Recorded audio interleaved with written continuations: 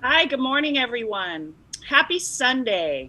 My name is Maya Burrell, and I serve as the Vice President, Social and Volunteer Programs of the UCLA Black Alumni Association.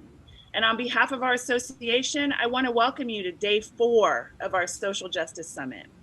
What a powerful week this has been. I hope you've all been able to tune in.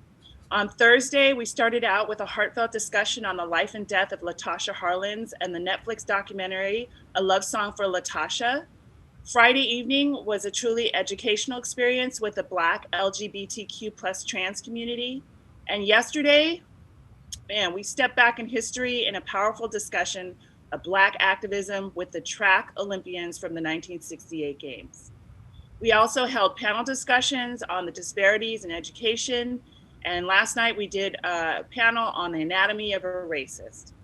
We want to thank you for your participation and for joining us on this truly impactful journey that we had this week. You can follow us on Facebook and Instagram and our social media pages and find out more about us by going to our website at www.uclablackalumni.org. You don't have to be a Bruin, and we encourage you to become a member and a donor in 2021. So before we get started, I'd like to share some housekeeping with you so that you can have the best experience today. First, everyone will be muted for the duration of the event unless the moderator indicates that there will be a Q&A period where you can ask questions directly. Your comments and questions should be directed to the chat and it'll be highlighted if we have time. If you're not familiar with Zoom, you may control your view inside the Zoom by going to the top right corner of your window and toggling between active speaker and gallery view. This way you can either see the person speaking in the big screen or you can see the full audience. We do virtual applause by the snapping of fingers like this. So please feel free to do that when you want to show appreciation for what you're hearing. I also want to encourage you to greet each other in this room. The space is intended to be a place of community, so please reach out and say hello. Your chats will be public unless you tap the person's name first, and then it'll initiate the private chat. We will also be monitoring the room for any bad actors who may want to disrupt this event with offensive language or images, and all violators will be expelled immediately. So, with that said, I'd like to introduce the woman who sits at the helm of UBAA. She's a non-traditional student who persevered to complete her education more than 20 years after she entered as a freshman. She's also a former UCLA homecoming queen. She's my soror and a member of Sigma Gamma Rho Sorority Incorporated, and the co-owner of LP Productions, which is providing all of the virtual production support for this weekend's events. She's taken UCLA Black Alumni Association to new heights with her leadership and direction. It is my absolute honor and pleasure to welcome our amazing captain, Madam President Michelle Johnson. Good morning, everyone. Good morning. Thank you so much for joining us, Maya. I love you. Thank you so much for that introduction. I have to say that as an administration, I've been blessed with some of the absolute best officers and board of directors that I could hope for. And so I thank you guys for your continued support throughout all of my term. I appreciate you. My name is Michelle Johnson. I am the presiding president of UCLA Black Alumni Association. On behalf of our officers, our board of directors, our members, our donors, our community partners, and friends, I want to warmly welcome you to the 2021 summit. For those of you that don't know,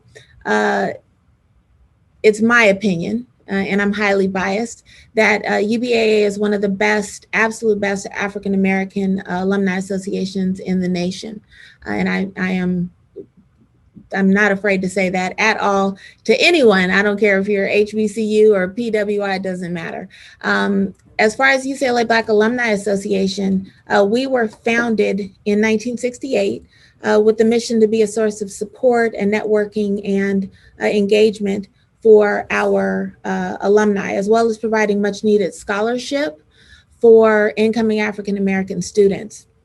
Those efforts have warranted us about $6 million thus far in scholarships, monies raised, and despite last year being a very, very tough year, we were able to raise over $1.5 million for our incoming students. So we're very excited to be able to provide scholarships for them.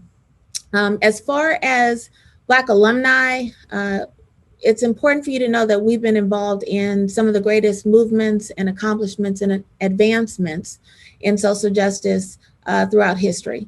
Whether we're talking about, Angela Davis or Jackie Robinson, the Freedom Fighters, Bunchy Carter, the divestment from South Africa, or even just getting greater representation for African Americans on UCLA campus. We've always been here. UBAA has always been here, and so have our Black alumni. So as we move out of what has been a horrific year for so many people, probably one of the most disruptive in our lifetime, and we move into 2021, we're hopeful. I think we can say that, and a great many things, and at the same time, we're very sober about what brings us here and what has persisted to keep us here. Social justice is not achieved by the changing of a president. We know that. It's achieved by the sheer will of a community to educate, to organize, and to lift its voice to be heard. And so UBA takes that responsibility very, very seriously, which is why we're here at our third Social Justice Summit, despite COVID and all the madness that we've seen in this country in recent days and weeks, because we're determined to make an impact. You'll hear that a lot this year. Our word for this year is impact. Throughout this 4-day event, we have encouraged you and want to continue to encourage you to think about where you can make an impact, how you can make an impact, whether that's partnering with us as your alumni association or in your own community. Please find some place to do that. As a volunteer organization, we know that we need our partners. We cannot do this alone. And so we welcome and appreciate those that partner with us. Today's event, which is Black at the intersection of racial justice and a pandemic, brings together a powerhouse group of medical professionals to discuss how health and healthcare disparities and injustices have exposed and exacerbated throughout the pandemic. And to do that, the moderator of our panel is going to be Dr. Haskell Humes. He is a primary practice physician at Kaiser in physical medicine and rehabilitation. He is vice president of Charles Drew Medical Society. He's also on their board of directors, and he is an esteemed member of our board of directors. Family, please welcome Dr. Haskell Humes. Good morning. I have to first show off my little prop, which I won't keep on, but I'm proud of this mask, which I won't keep on because it'll fog up my glasses and you won't be able to see my speech, just in case you can't hear me. So I'll show that off, our Black healthcare workers for Black lives. And good morning. Thank you to the UBAA president, Michelle Johnson. So many thanks to you, Michelle, for a great 4 days, and our chairman of the board, Bobby Grace, for their leadership. Michelle, in particular, for the outstanding virtual platform, and Mrna for helping to coordinate and organize this last part of what has been an exciting and enlightening, motivating 4 days. We are very fortunate to have an extremely dynamic panel who are local and national leaders, clinicians, researchers, activists, educators, and authors. Not coincidentally, all of our panelists have a UCLA connection, and most were former students. Dr. Stavern did her residency at UCLA and is a HBCU graduate. Many of you are familiar with the legacy of activism at UCLA. So it is actually difficult not to be activist, particularly in the UCLA Black community, but also with our other communities of color. There are also unique challenges that we have on South Campus. And for those of you who went to UCLA, understand how big the campus is. And on South Campus, sometimes we get entrenched. But as Black pre-health students, you have to be quite intentional. And I always talk about this. so that you, as a science curriculum, it isn't conducive to organizing, being woke, staying woke, and activism. So we always have to make an effort, and some of us get entrenched, but those of us on this panel, started their activism in many ways at UCLA, and have obviously continued with that involvement in the community, academically, as authors in all of the different aspects. And we have varying degrees of that within the panelists. Our discussion today with our esteemed panelists will define the problems of disparities, discuss their different experiences, the many different contributors to healthcare disparities, to our general health and COVID and the pandemic in particular, as that of course is of particular interest now. The discussion will, of course, include remedies to these disparities that are being pursued by our panelists and Black physicians locally, nationally, and in the diaspora in a broader sense. In our African diaspora, as we like to say, as I got acquainted with in my undergrad years at UCLA, and we are all familiar with that term. These disparities have to do largely with structural racism and how this both directly and indirectly affects the many social determinants overrepresented in the Black community, both directly and indirectly, and they adversely affect our communities of color as well. If you're able to, Michelle, can you put up that chart, the social determinants?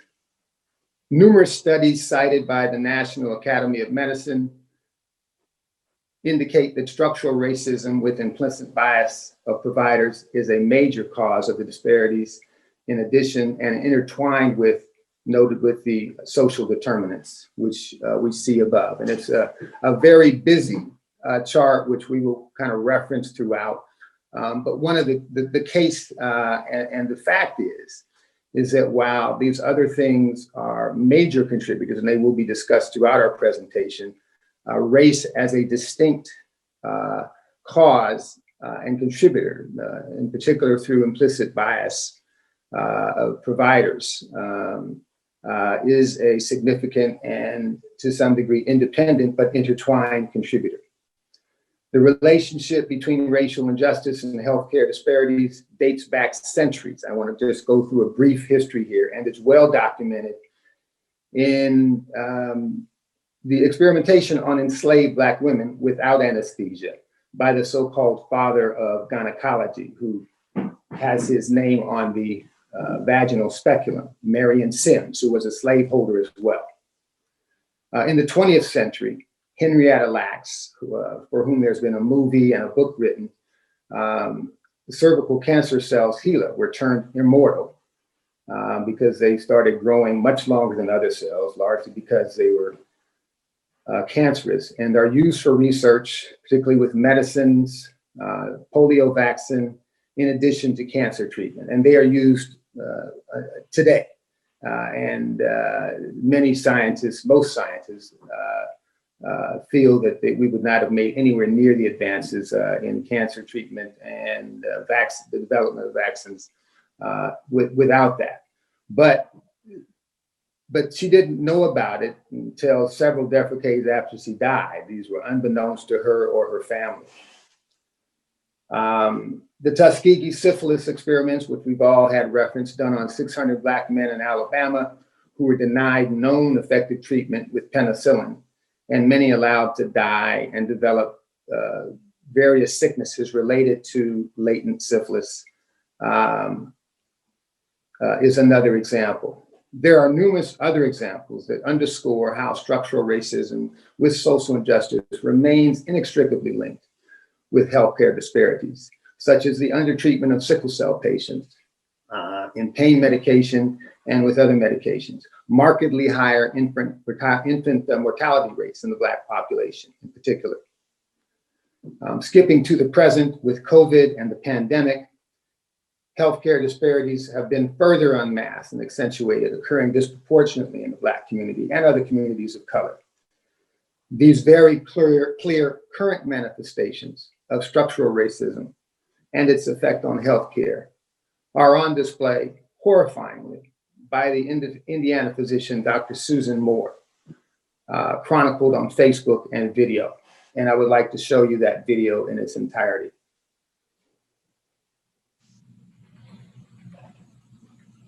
This is the second worst day here at IU North.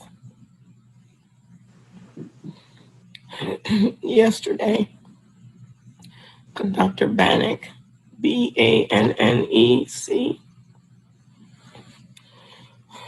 wanted to send me home. You know, at that time, I'd only received 2 treatments of the remdesivir. He says, you don't need it. You're not even short of breath. I said, yes, I am. Then he went on to say, you don't qualify. I must have, because I've gotten 2 treatments. And then he further stated, you should just go home right now.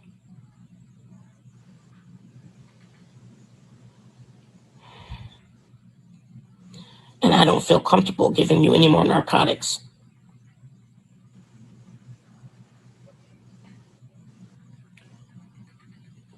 I was in so much pain from my neck. My neck hurt so bad.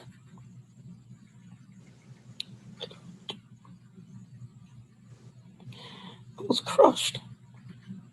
He made me feel like I was a drug addict. And he knew I was a physician. I don't take narcotics. I was hurting. So spoke to patient advocate who left me wanting. There's not much I can do. So I started asking, send me to another hospital where they can treat me. And if they're not going to treat me here properly, send me to another hospital. Well, next thing I know, I'm getting a stat CT of my neck with and without contrast. The CT went down a little bit into my lungs, and you could see new pulmonary infiltrates, new lymphadenopathy all throughout my neck. And all of a sudden, yes, we'll treat your pain. You have to show proof that you have something wrong with you in order for you to get the medicine. I put forward and I maintain, if I was white, I wouldn't have to go through that. And that man never came back and apologized. This Dr. Bannock guy. And then today now, supposed to be getting the narcotics, right? They came in 9 o'clock.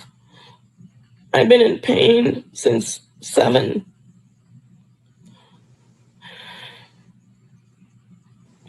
And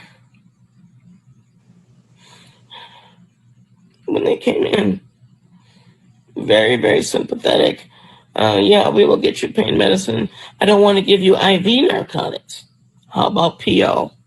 Fine. I just want my pain to end. So then he says, well, what pain medicine? I said, I don't know. I don't take them on a regular basis. I don't even write for them. All I know is that I'm in intense pain and morphine worked. Okay, well, we'll give you Percocet. Okay. I don't know nothing about it. I don't think I've ever had it. It was another 2.5 hours before I got the pain medicine. The nurse came in. The first thing I said to that nurse was, why did I have to wait for so long? The nurse snapped back. Well, you're not my only patient. I have 5 other patients, you know. I said, I have been in pain since 7 a.m., you know. Well, I can't be in here every 5 minutes. I said, no, you were in here once in 4 hours. What? I was in here 1.5 to 2 hours ago. That was once, since your shift started at 7. Well, I had other people, and I had to take the shift change. We had to give report. I am a patient. Are you going to take care of me or not? And he went in. Now, that is not how you treat patients. Period.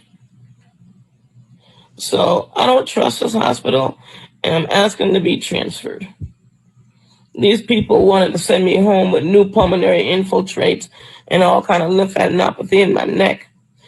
The other thing that white Dr. Bannock said was that if I stayed, that he would send me home Saturday at 10 p.m. in the dark. Who does that? On a week, who does that?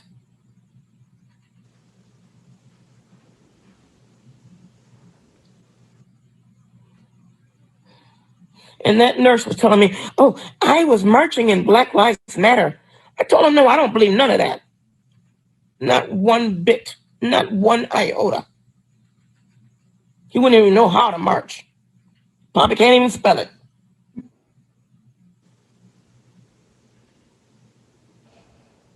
This is how Black people get killed. When you send them home and they don't know how to fight for themselves. I had to talk to somebody, maybe the media, somebody, to let people know how I'm being treated up in this place. And he gladly told me, I know you're a doctor.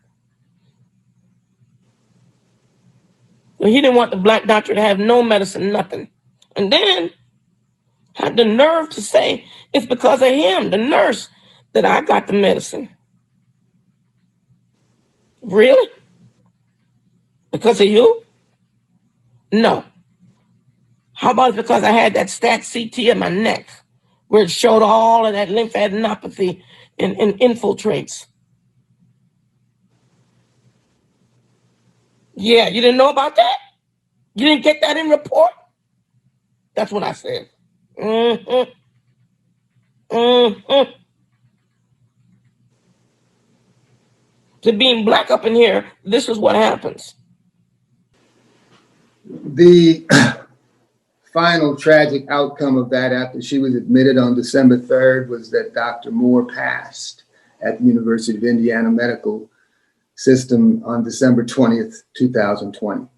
This is really epitomizes the racial part and implicit bias that we see at somebody as a physician. And so therefore we know that all of this are folly to this, and this is a tragic and graphic example. I will move on now to the introductions of our panelists. Again, we have a dynamic a group of panelists, and I will just start alphabetically.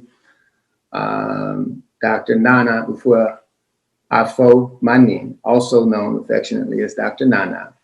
Dr. Afo is a community-centered emergency doctor, social entrepreneur, and humanitarian disaster relief consultant with an extensive track record of being a champion for equity in higher education and the founder of Shared Harvest.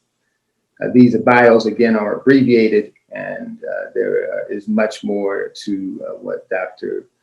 Afo-Manin is involved with the community, which includes work specifically with COVID, and she might allude to that during some of her question and answer period. The next panelist, again in alphabetical order, is Dr. Robert Gillespie, somebody who, and I will age him now because he may look younger than me. We were in school together. Dr. Gillespie is a board certified in internal medicine, cardiology, nuclear cardiology, echocardiography, and cardiac computed tomography, also known as CT. And he lectures locally and internationally on a wide range of topics and has published frequently in scientific journals and books. He has received several awards for his work in the San Diego African American community, and is actively involved as a trusted messenger and the board member of the COVID-19 Equity Task Force of San Diego County. He, along with his team, recently met with the Biden-Harris transition team to discuss implementation of similar proactive task forces throughout the country. Dr. Kimberly C. Narain, MD, PhD, and PH. Dr. Narain is an assistant professor in the Division of General Internal Medicine and Health Services Research at UCLA.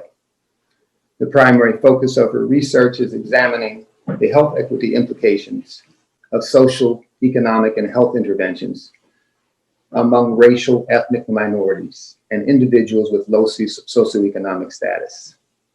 She has conducted studies evaluating the health impacts of minimum wage and earned income tax credit laws, changes to cash welfare eligibility requirements, and self-employment.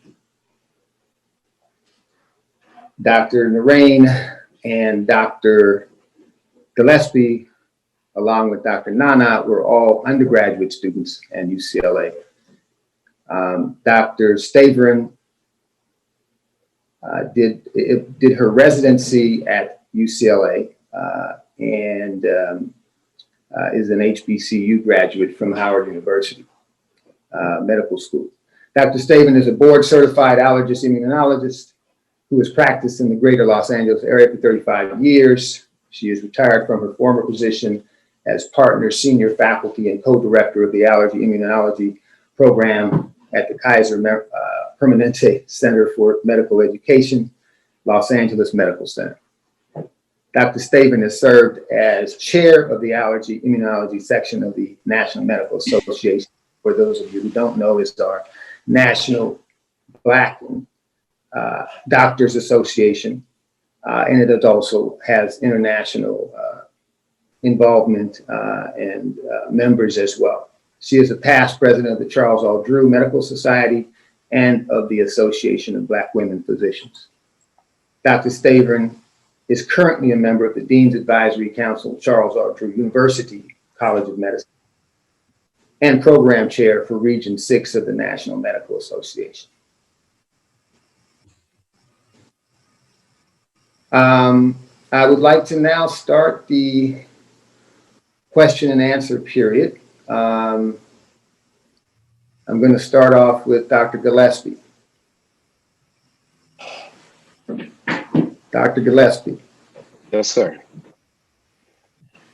What do you consider to be the most significant obstacles to equity and justice in the healthcare for the Black community and communities of color? Thank you, Dr. Humes. I want to thank the entire panel as well as Black Alumni Association for having this wonderful program. One of the things we know about inequity is that if you look in medicine in general and cardiovascular disease and specifically, since 1960, the white-black gap in mortality has persisted. Now, while we all have benefited from the advances in medicine, there still is that huge gap between life and death between Blacks. We present later with disease and we die sooner. Quickly to go through three major issues, the personal side and one of the major issues to us having inequities in healthcare. And Dr. Humes pointed out the social determinants of health. I'm going to summarize that very briefly as the personal aspect of these social determinants. Our living condition. It's very difficult to worry about health when you don't have a steady job, when you worry about job security. Your ability to get food is compromised because every corner you have a fast food on each corner instead of healthy foods that you can eat that would nourish your body so that you could have a healthy life.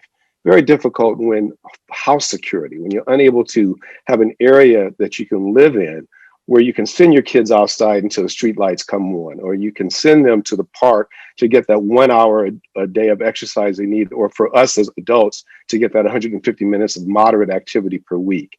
It's difficult when you have behaviors that are unhealthy based on stresses, something we call the allostatic load, the constant stress load that all of us as African Americans, just by being Black, that's a real hindrance to getting appropriate health care.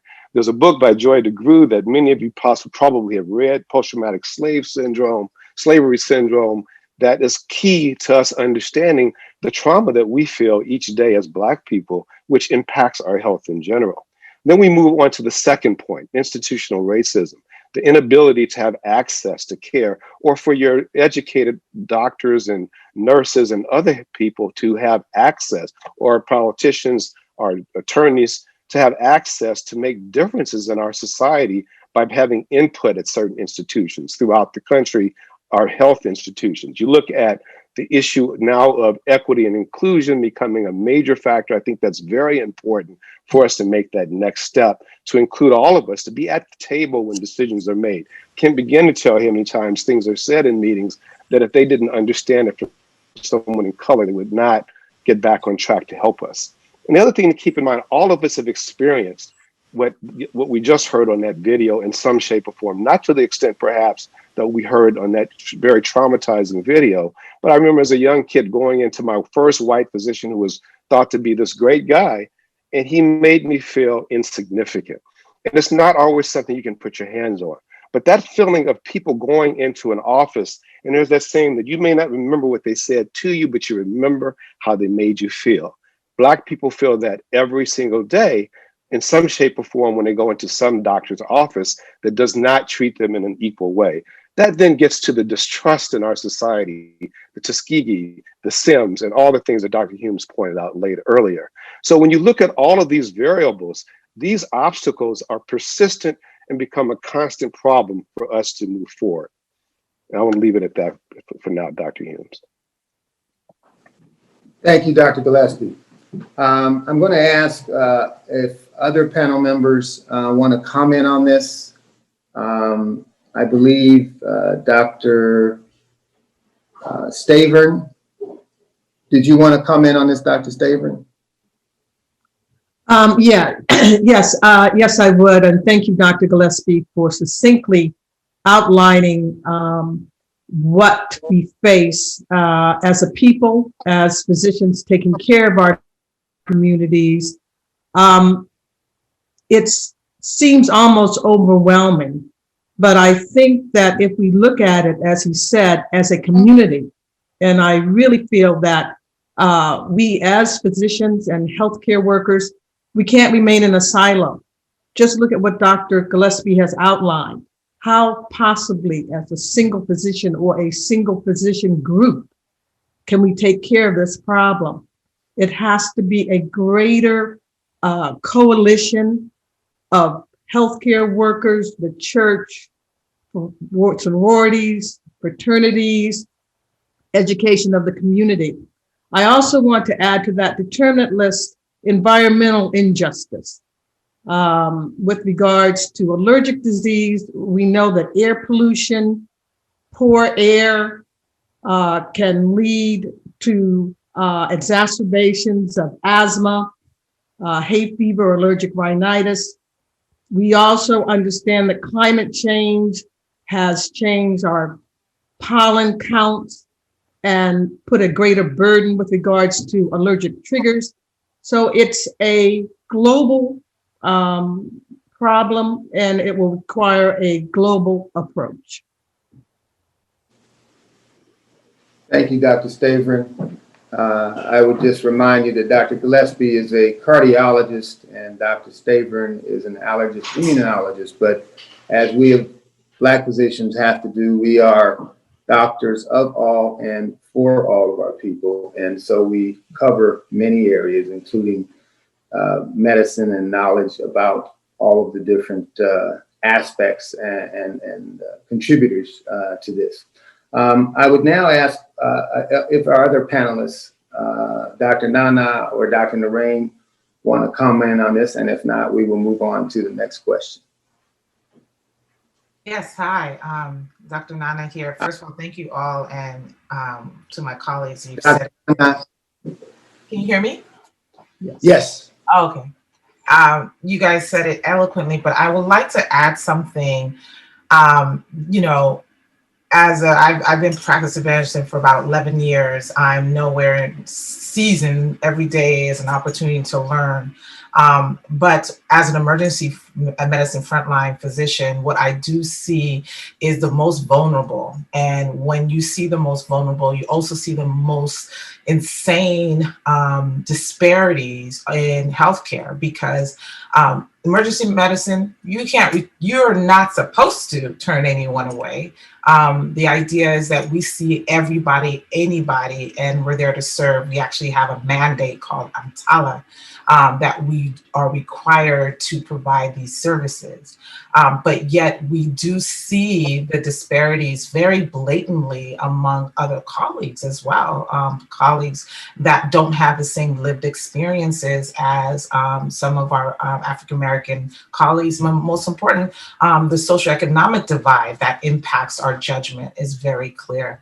And the thing that hurt, that we talked about environmental inequities, but the financial inequities that seed into the type of physician you are, where you come from, are you first generation, and the setup where medicine is a very hierarchical system.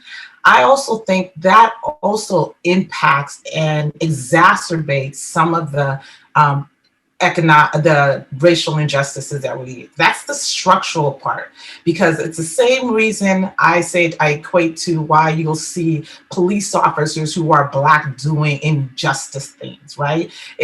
There are physicians among us who do not speak up because of fear of their own situation or their own capacity. And there is a hierarchical system where physicians who do speak up can be get fired. We just had a recent one this year that's talked about that less than a month ago. And so I think that when we talk about the responsibility to really tackle this issue, it's not just on Black physicians, Black healthcare providers. It is on the entire system to address this and create spaces where it's safe to talk about these issues, but not only talk about it, but actually actionable plans that are measurable and that have consequences for the hospital and healthcare systems. Dr. Mrna, I just wanted to follow up with you on as emergency medicine physician. Do you notice the increased utility as a primary healthcare encounter or first encounter that Blacks and people of color use the emergency room and the urgent care as their first and only visit to a healthcare system or physician? Absolutely. I think there's a couple of reasons why that is quite complex. First, the most obvious is the socioeconomic divide. Financial insecurity makes it so that health insurance does not become a priority, especially for those who are owning their own businesses and or individuals who don't have employment that have healthcare, period.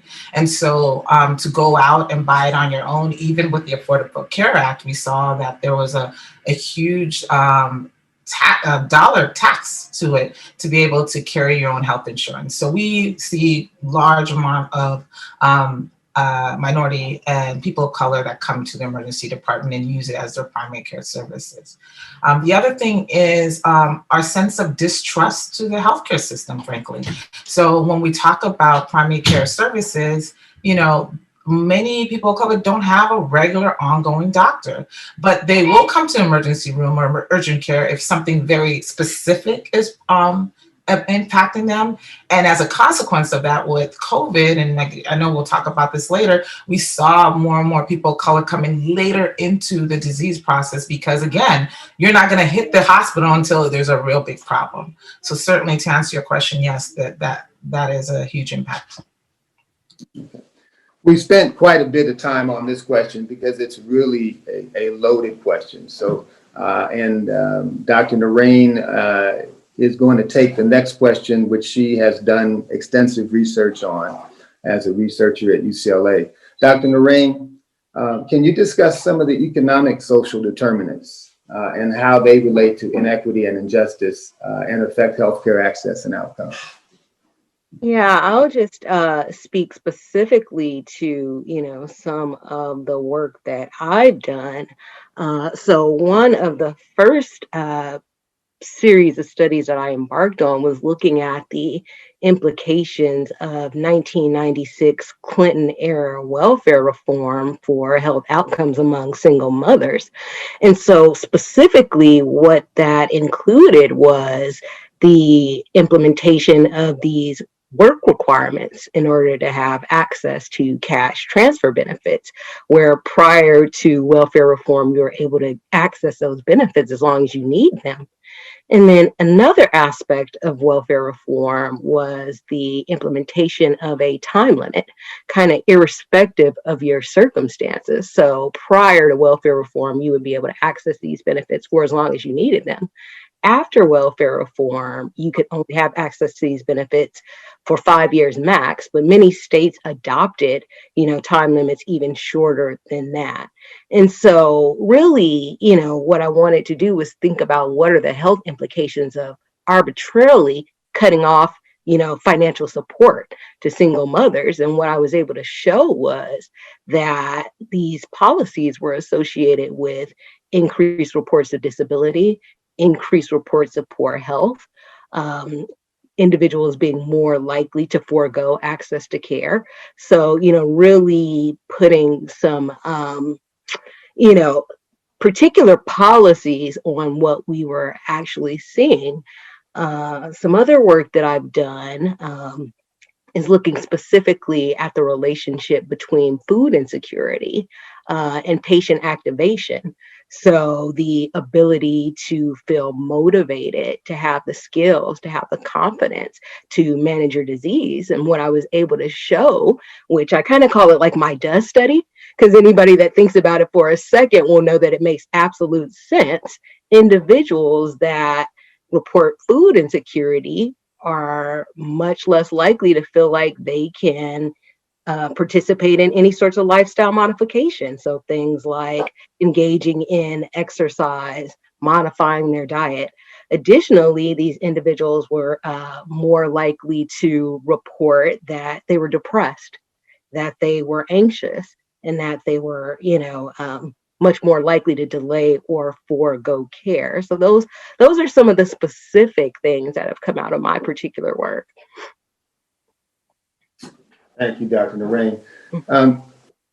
Do any of the other panelists want to comment on this particular question? Okay, I will move on. Dr. Narain, I think you alluded to how the Affordable Care Act attempts to address this. I know, as an undergrad at UCLA, when we were supporting, even before we got to medical school, the Student National Medical Association, healthcare is a right, not a privilege. And we have obviously, and it's been much on the news lately about what the public option is, what the Affordable Health Care Act is.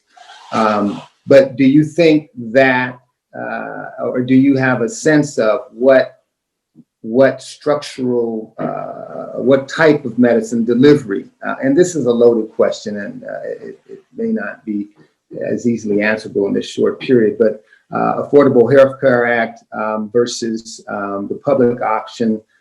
Can you comment on that and how they might address some of the economic, social determinants? I mean, this is something actually that, also attempts to reduce emergency room visits and a number of different aspects of our care as we try to broaden the net of coverage for folks and reduce visits to the emergency room, as that doesn't help with continuity of care and a holistic part of medicine. But anything to add with respect to that? Yeah, I think it's undeniable that things like the Affordable Care Act have been absolutely instrumental in improving, access to care, particularly among racial ethnic minorities, Black people, Hispanic people. That's no question. But for me, I'm starting to think about what's next in terms of quality of care and how does differences in insurance coverage, generosity, and quality continue to, essentially keep these disparities in place.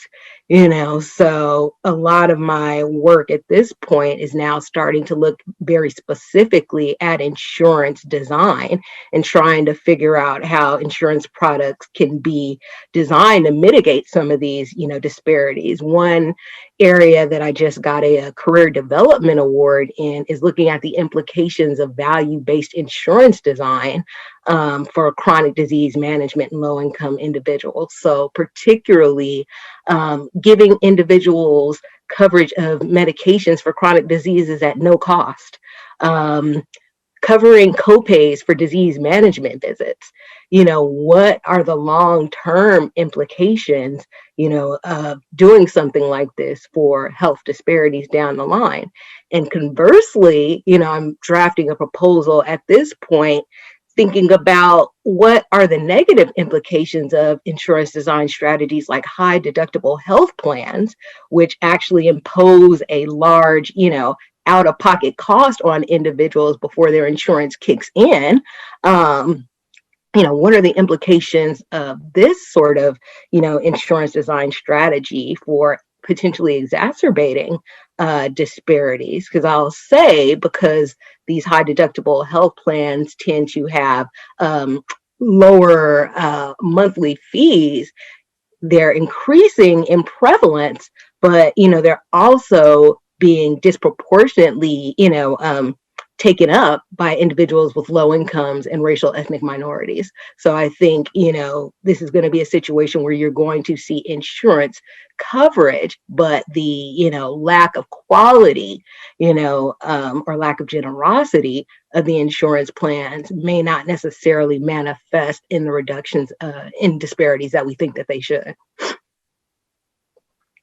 Yeah, I think that the lack of a public option or of a healthcare for all has certainly unmasked what the United States has a disadvantage in with a lot of other countries in the world who do have access to care and delivery systems, which can, for example, get the vaccination out more effectively with more people. So, with our truncated system here, that's something that has really been revealed as a problem in these United States. And so we'll possibly touch on that a little bit more in the COVID discussion. I'm going to move on to Dr. Afo Mrna with the question about what has been your professional experience with racial injustice and inequality in the health field and in healthcare services. And I added, just to make it a little broader, or more generally, your considered opinion after speaking with other Black physicians regarding racial injustice and inequality in the health field and healthcare delivery services. Yeah, my experience has been very alert and intentional. And I think it came because I got into medical school and went into the healthcare system because of what I experienced as an individual with my mom. My mom was a critical care nurse for the VA for almost 35 years. I grew up in the hospital waiting room because she was a single mom. So I saw from the outside looking in what families were going through when they were visiting loved ones and interacting with physicians. And then I was on the other side because my mom was an educator. So people looked highly of her as a nurse educator. And I felt very comfortable in that environment. Fast forward, she developed cervical cancer. And then I saw her as a patient and interacted with the healthcare system as a patient. And I was devastated. It wasn't the healthcare that I saw, I knew that doctors and nurses were friendly and they were smart and they were helpful. But in this instance, they were terrible. One of the images that are indelibly in my mind was in my mind is when she realized that her doctor told her there was no treatment options for her. She reached out to give him a hug, and he was stone cold, a stone cold white man. And I just looked at him and was like, where is your heart? Where's your compassion? And I ventured into medicine to never be that person and to figure out what the hell was cervical cancer and why was it killing my mom. And since then, so when I went in, every experience, every engagement, I had that insight to look and see, was this right? Or is this just how things are done? What are the I started asking I was very curious from the beginning, asking critical questions about patient engagement. And when I look at the literature the same way, making sure that there was that balance of what is being told to me and what is the alternative story, especially for Black and Brown communities. And myself and a couple colleagues came up with something called the Truth and Humanism score. And it simply is the fact that's being delivered to you truth based on lived experience or based on science interpretation? And then humanism, simply, would you be treating your family member the same way as this protocol is being told to you to be addressed? And I think from that lens, I began to understand that it is not a black and white book. There were extreme injustices, and then there was just a misunderstanding of how healthcare works. And as long as we live in a society where healthcare is not a human right, that we do base and divvy up access to resources based on socioeconomics, then it's structurally inherent that you are going to see some of these racial injustices happening in one of the largest industries in our country. Thank you so much. Well said. I think we're pushing a little bit on time, but I want to ask any of the other panelists if they want to comment on that question. Dr. Humes, I'd like to briefly comment. I mentioned earlier about my interaction with my first white physician. I grew up with all Black doctors, all Black everything. And I mentioned how that person made me feel insignificant. When I was a third year medical student, I was at a conference and a surgeon was presenting, and he started the conference. Whenever we present, we always start off with the patient's age, and we typically describe, back then in particular, their race. He started off, this is a 58-year-old negress, and that's the word he used. This is in a conference of colleagues, a room full of all of us. I was the only Black person in the room. And I really thought that I misheard. I just said, he didn't say what he just said, right? So that goes on. Next case comes up, passes on. Next Black case he presents, 34-year-old negress. So I'm in the room hearing this, and I report that. I was infuriated, and I reported that incident to my, nothing ever happened to that gentleman, that doctor. And the reason I bring that up, it's an attitude. And when people can blatantly use those terms, and this is many years ago now, I'm older, but the point is, that is the kind of attitude. Now it's just more subtle. We've now gotten to the point in it not being stated, but it's still implicit in the way we can be treated in many situations. And it is our job, very importantly, as people, as I mentioned earlier, to be part of the discussion and to get out there. And one of the things that I've noticed as a Black man, when I'm very outspoken, Dr. Humes will speak to that, but many other folks on this line know that. And I'm at the point in my career that I feel that there's nothing anyone in my institution we would have a hard time trying to, if you will, get rid of me. But what I have learned is that when Black folks speak up, we're combative. When white folks speak up, they're assertive. And that's a constant. And that's not only in medicine, that's across the board. But we have to keep speaking up. And that's the only way we're going to make a difference. Yes, thank you. Anybody else want to comment? Okay, we're going to move on. I think we'll talk about this a little bit with COVID, but I've noticed, just glanced at some of the questions, and one of the things that with COVID that I've been telling people who are asking about when can I get the vaccination, and again, I'm jumping on that a little bit, but I'm just going to allude to this a little bit just because of Dr. Gillespie's comment. One of the things that you need to do with that is to reach out to your primary care physician directly, because we don't really have ways right now in the medical systems, again, largely because it's truncated, of identifying these phase 1 and phase 2 folks who are supposed to get the vaccinations first. We don't even have any way of identifying healthcare workers who are within a system. And you know, at Kaiser, we are the first vaccinated the Kaiser employee healthcare workers. But you know, I've asked and advised those who are healthcare workers who don't work for Kaiser to make sure you reach out to your primary care physician so that they know and can be aware of the fact that you are healthcare workers, because there's nothing in our history, there's nothing there that with any healthcare system that it identifies you as a healthcare worker, that identifies you as somebody who is more at risk, or who even age stratification. So with that, I'm going to move on to our next question with Dr. Narain. And Dr. Narain, I'd like you to comment, if you will, on your what your research has revealed about inequities and injustices in healthcare. Okay, so I think I addressed a little bit of this with respect to the implications of various social policies such as welfare reform and issues with food insecurity. What I will, talk about on sort of a more positive note, so sort of the reverse things, what can be done, to perhaps alleviate, some of the inequities.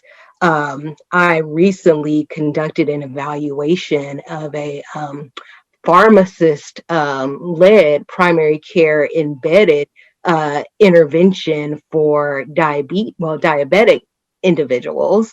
So it was essentially Black individuals with out of control diabetes.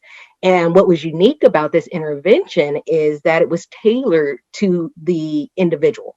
So individuals were assessed with a survey that asked about various barriers to disease management, including things like cost of medications, transportation, education, just a litany, concern about medication side effects. And based on the response to those particular survey items, an individualized intervention was developed. So say, for instance, somebody says they cannot afford their medication. So the menu of things that could take place, they could be switched to alternative medications that are perhaps better covered by their insurance. They could be given a medication coupon, just a range of things. So in terms of this particular intervention, when we looked, for Black individuals that have received it, it was essentially as effective as adding another diabetes medication, So thinking about, the potential to, impact health by just addressing some of these things, even in the context of the delivery system, was powerful to me, just sort of reiterated, if you could sort of make systematic listening to patients, and figure out a way in the context of your clinic, to ameliorate some of these barriers, then you could be, going a, good way, in terms of addressing some of these disparities. Some other things that, I can, speak to in terms of the potential benefits, of various social policies. So one study that is hot off the presses that I'm really excited about was an evaluation that I did of the relationship between state level earned income tax credit generosity and HIV risk behaviors among single mothers without a high school education. And what I found is that the most generous level of state earned income tax credit, so I'm talking about a refundable tax credit, which means you can get it even if you don't file an income tax, and a value that is over 10% of the value of the federal earned income tax credit. So in 2021, that was roughly about $7,000. So you're talking about an additional $700 per year or more was associated with reduced, HIV risk behavior. So things like IV drug use, exchanging, sex for money, having sex without a condom, contracting a STD, that little bit of money, could be associated with reducing behaviors that can, decrease the prevalence of HIV among a group that is still high risk despite declining numbers in other populations.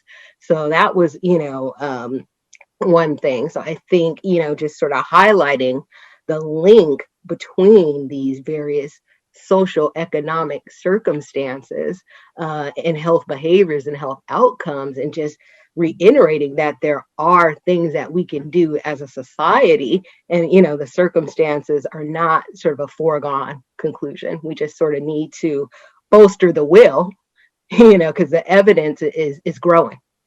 Dr. Narain, thank you so much. And Dr. Narain is such a shining example of, we already have a dearth of Black physicians in general, but we have an even more larger gap of Black researchers, and Dr. Narain's practice is a majority research. So thank you again, Dr. Narain, for your comment.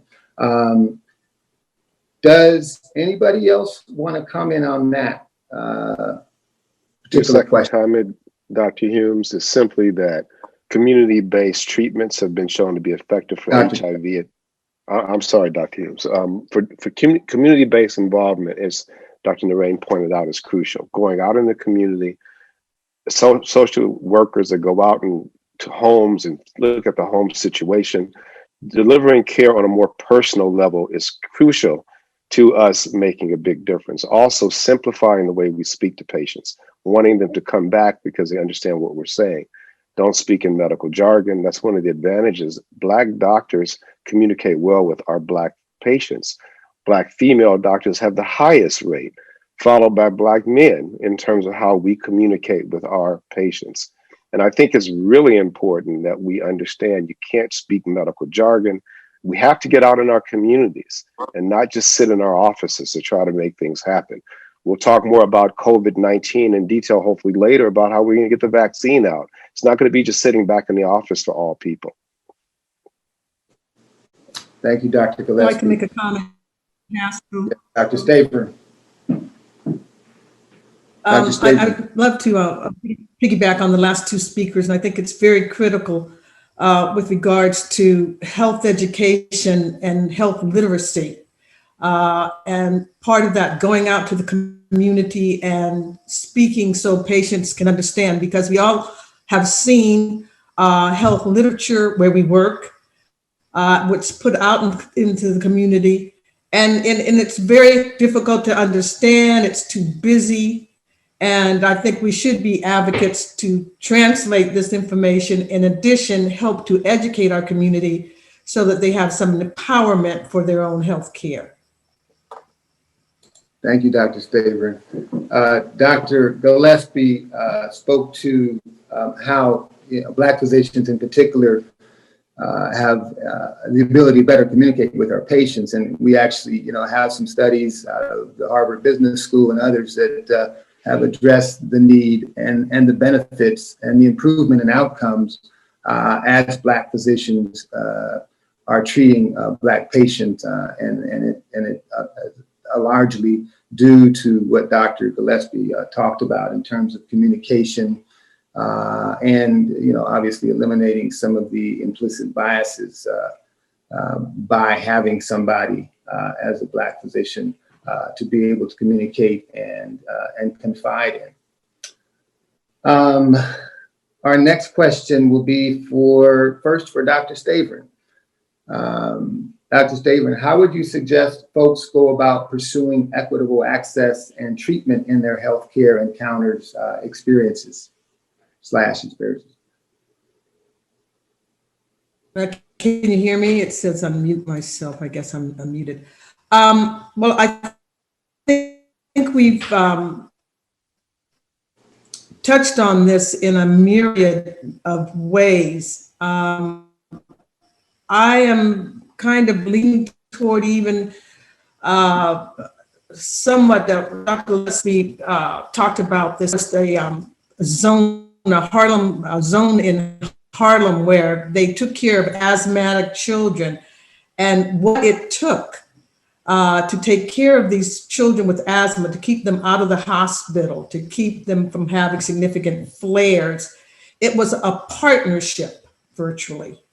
to go out to homes, to see that they had proper heating, reduction of dust mites, pests, pillow covers, and something that I think is going to be very important in COVID, it's very difficult, someone who would be there with you in partnership. There are people who don't have anyone to go with them. We're all physicians. It's a little different when your patient's there and then they bring somebody along with them who are also helping to ask the questions. It helps bolster the other person in terms of feeling confident to ask questions. It makes us sit up a little bit on our game. And we might have to look at some type of doula healthcare workers or some kind of partnership so that when you have interaction with the system, you also have some tools in order to navigate that system. Thank you, Dr. Staver. Any of our other panelists want to comment on that question? All right, I think we're. This is Dr. Mrna. I do want to add the power of a health advocate, just like it was stated, because especially during time of COVID, we talk about it. You know, we're not talking about your doctor, your primary doctor. Where we talk about fact and fiction is that fact is that there are primary doctors out there that are fantastic, and less than 30% of Black and Brown individuals have a primary doctor that they can reach on a dime. But health advocates who are pretty much navigating the health system for you or assisting you are just as critical, because those are the individuals who will know how to translate the information that you are receiving as a patient. And that person can be anywhere, right? The person working inside. I always say to my patients, remember, you know, when you want to go to a club, you look for that promoter, you know, to get you in. It's the same thing as the healthcare system. It's unfortunate, but the reality is, if you know anyone, a nurse, a medical assistant, a pharmacist, anyone, latch on to them and ask them those critical questions. And when you or your loved one ends up in the hospital, then those individuals find out who they know, who can get them information downstream or upstream. But the most important critical thing I've come to learn is the health advocate. Yeah, I think all of us in the audience as well can speak to, you know, the need when family members and friends and folks in our village are going to see somebody. They need somebody there, even if they're not a healthcare provider, to let the provider know that there is somebody who can articulate and somebody who has this person's back, and that they need to, unfortunately, it's necessary. That they need to take special care and treat this patient as they would any other, because there are so many studies that show that the care itself, and a number of university studies, that the care itself is much less lower quality with Black patients and patients of color. So that advocate in any form, be it a healthcare provider or just somebody who is an advocate by nature, college educated or not, can be so helpful. I want to move on if nobody else has a comment on that one. Dr. Humes, yes, just very briefly, and I want to make this very clear. As Black doctors and healthcare folks, advocates, it is not only something that we should be doing, it is our obligation. I speak to my family members, I call people's doctors, I talk to friends, I get calls every day about healthcare. And they say, I don't want to bother you, but, and the first thing I tell them, it is my job and I've been blessed to be in the position I'm in. And it is my job as a person of color to be an advocate on your part. And all of us in this conversation feel that way. Some people don't, even people of color, but that is an obligation we all have to take on ourselves. Thank you, Dr. Gillespie. Dr. Narain has published a book and it is a book for children to learn about structural racism. Dr. Narain, you're up next. Why is it important to begin? And if we can cue up her book, Michelle. Dr. Narain, why is it important to begin conversations about structural racism with children at an early age? Yeah, essentially, children learn about racism whether you teach them or not. So they're very perceptive and they're, paying attention to their environment. So you don't have to tell a kid that only certain people of a certain color live in a certain neighborhood. And they, figure it out and they figure out that it's normative if you don't, tell them otherwise. By ages 3 to 5, they're already playing out racial, dynamics and power structures in their games. For Black kids, this is particularly, problematic. It manifests in self-esteem, mental health, behaviors, and academic performance because they, are aware of how they're perceived or how their group is perceived by society, and it impacts them. And, essentially, if you don't, address this stuff, early, it gets much more difficult. By age 7, kids can identify, what groups belong with which stereotypes with about 70 to 80% accuracy. So you have a very short window in order to, get in. Around that age of 7 and below, kids are establishing their own moral compass. They can think critically, they're thinking about their identity, and they have a sense of empathy and fairness. So if you can get in with them, and talk to them and let them know that the current, situation is not natural, it's not normative, it's the result of deliberate, values, policies, organizations, and practices, you have a much better, opportunity to sort of shift their thinking and to get them to orient their lives in a way that does not magnify the status quo. Because essentially, the status quo, will be maintained if nothing is done. So you need individuals to be active. So, I think it's important, one, for Black people, just because you are talking about protecting the mental and physical health of our kids, but it's also important for everyone, because if we want to, have a fighting chance at changing, the status quo in a sustained and broad way, we really need to move upstream, with teaching about these issues. And I'll just leave it at that. I'd like to, I think right now, if we can show the trailer for Dr. Narain's book, I think it's so important to start at an early age for children.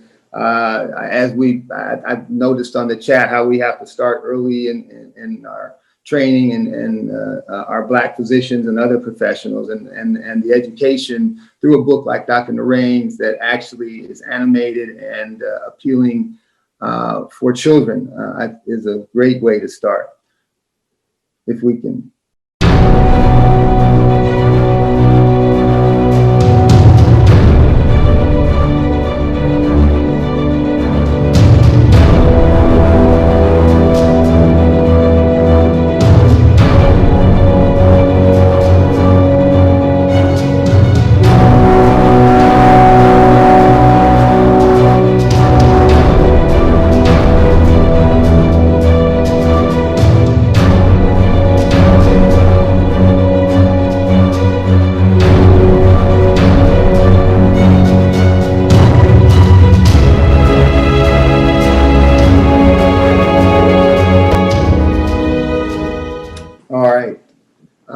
Thank you so much.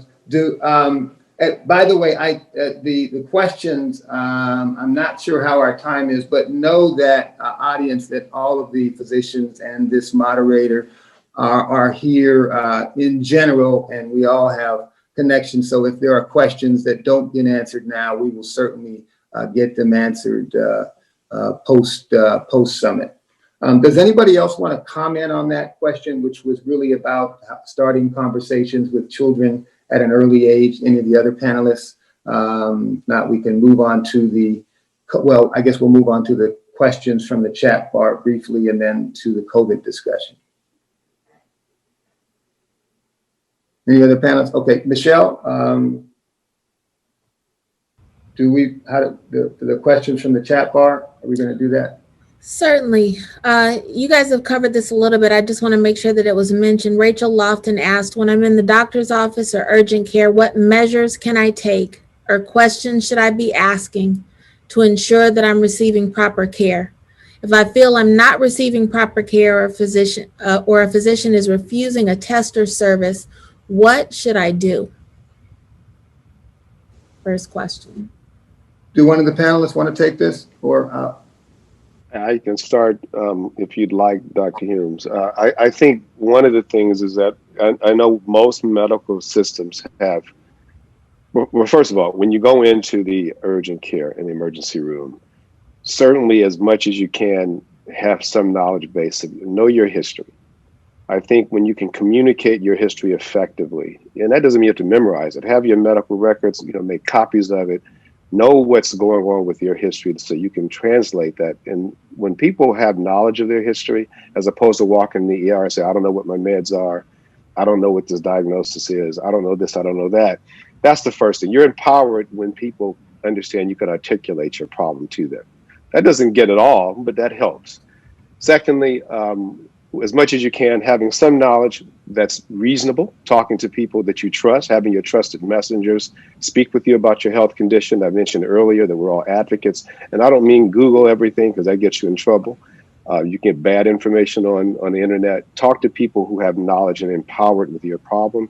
And in those situations where it's an acute illness and you feel that you aren't getting appropriate care, all you have to do is say, I would like to speak with the administrator, because one of the things no doctor wants to get is a complaint against them. And secondly, I want you to point out, we have guidelines that are very empowering for us in terms of the way in which we are analyzed as physicians and as we are analyzed as a system. And that's protective in many ways for Black folks. It's not entirely protective, but there's certain money outweighs sometimes the way people feel about Black people, meaning if you have a guideline, say you have to educate someone on tobacco use, and that's not in the medical record, that's a ding against your record. But really be empowered by knowledge, make sure you know your medications, talk to your trusted messengers, and if you have a problem, complain and ask to speak with someone on above that individual. And you always have the appeal process through your medical group where you can file a complaint and ask questions.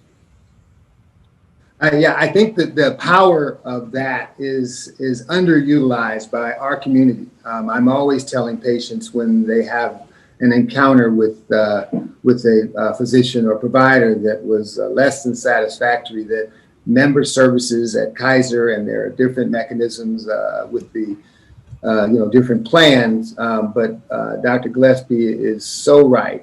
We have to pull that chain. Other groups of folks do it all the time, and we do much less. And it is a powerful tool, and there is accountability.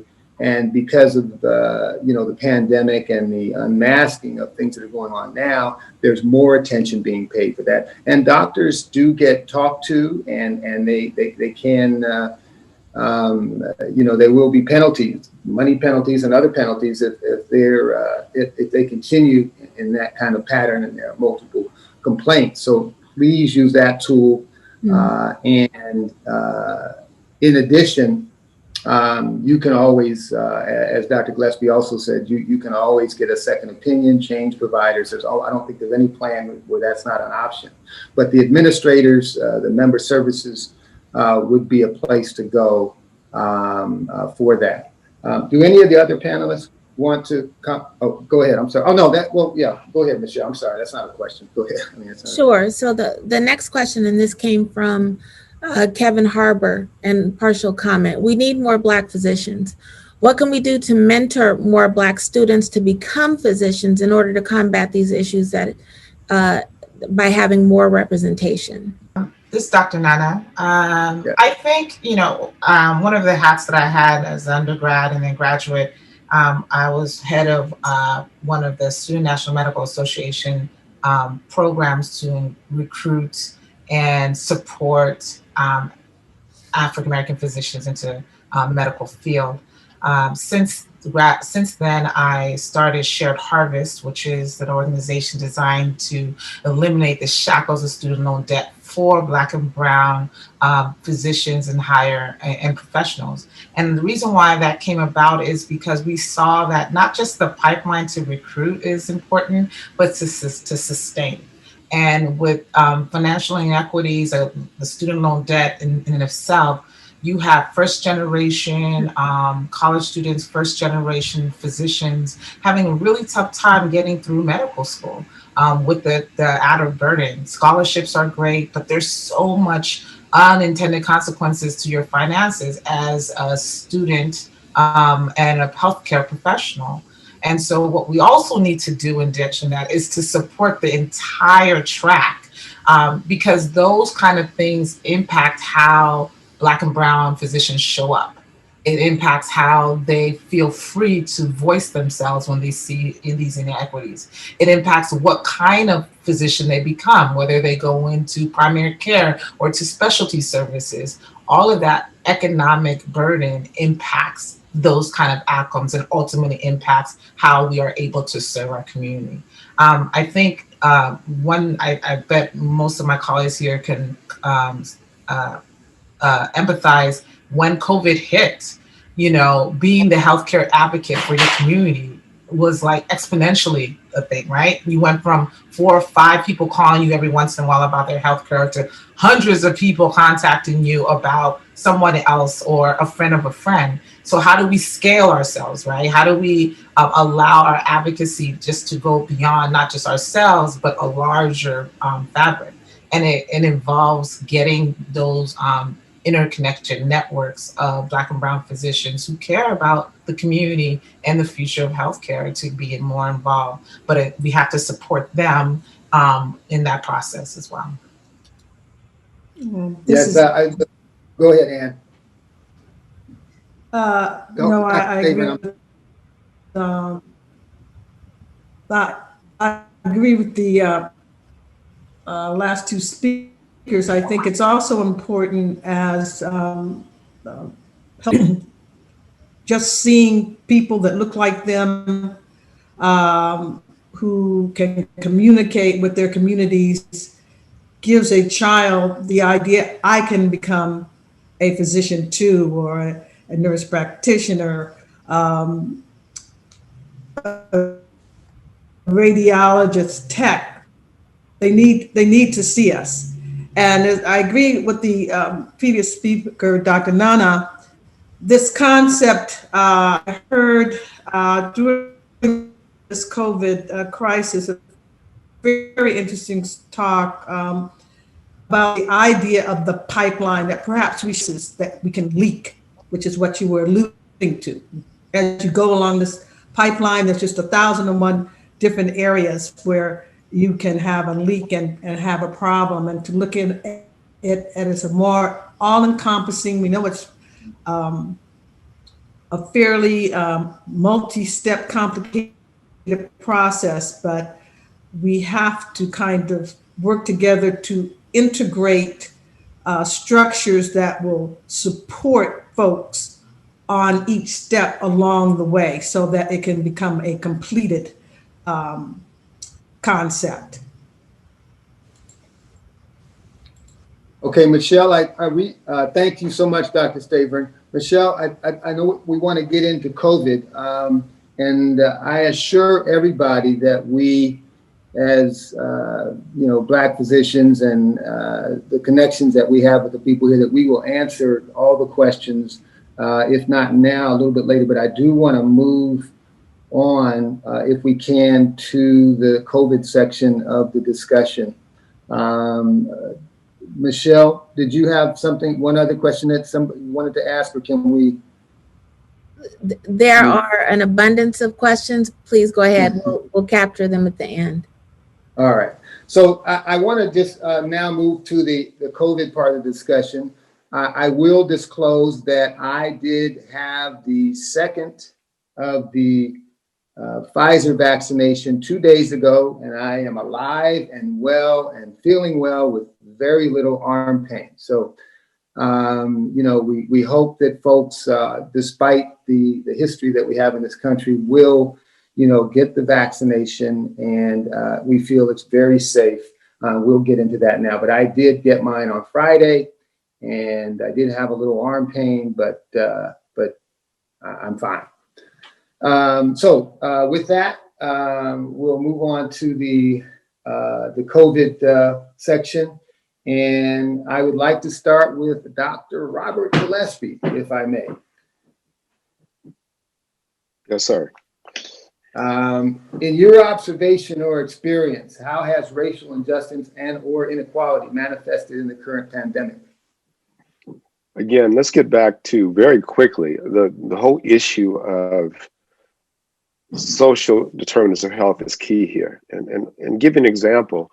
When you are in a job situation that you have to go out every day, interact with the public, you can't sit at home at your computer, as many of us fortunately can do to work, but you have to go out to the community, you're going to encounter the virus at a much higher rate. And most of our folks can't sit at home and socially distance. Not only that, we're telling people that you have to stay at home if you get sick, but they still have to pay, they still have to feed their families. So, and if you aren't highlighting the way that we can supplement them financially, what are you going to do? They're going to go out and work, and guess what? They're going to infect a lot of people by doing that. But people are going to get their basic needs fulfilled, and that's to eat every day.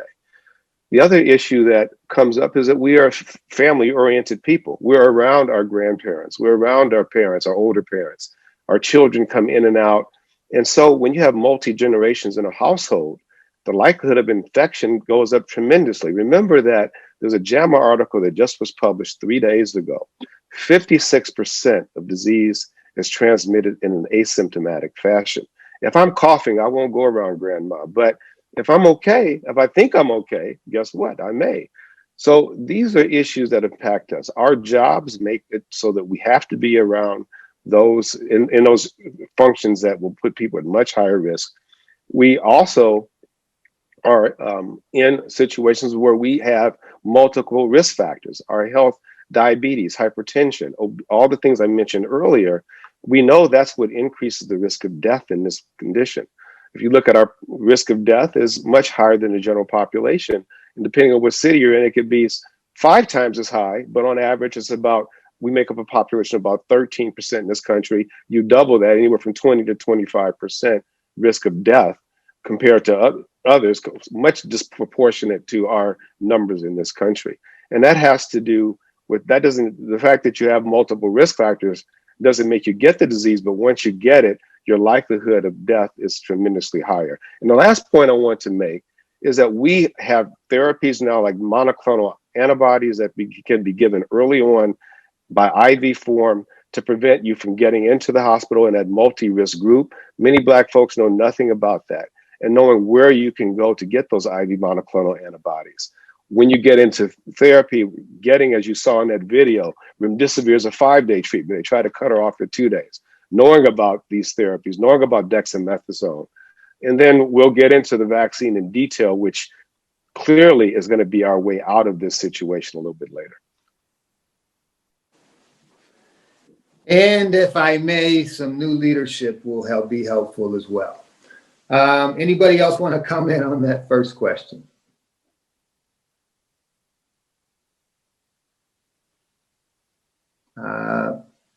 It sounds like, hello? Did we lose the sound? No, You're fine, Haskell. You're fine. Oh, okay. Okay. No, any of the panelists want to comment on that question? I Okay. think Dr. Gillespie said it quite well. Yes, he did. All right, thank you, Dr. Gillespie. Dr. Mrna, I have this, which is kind of a way to kind of extend on the last one and make it a little bit more personal. But what has been your experience with racial injustice and inequity in this COVID pandemic crisis?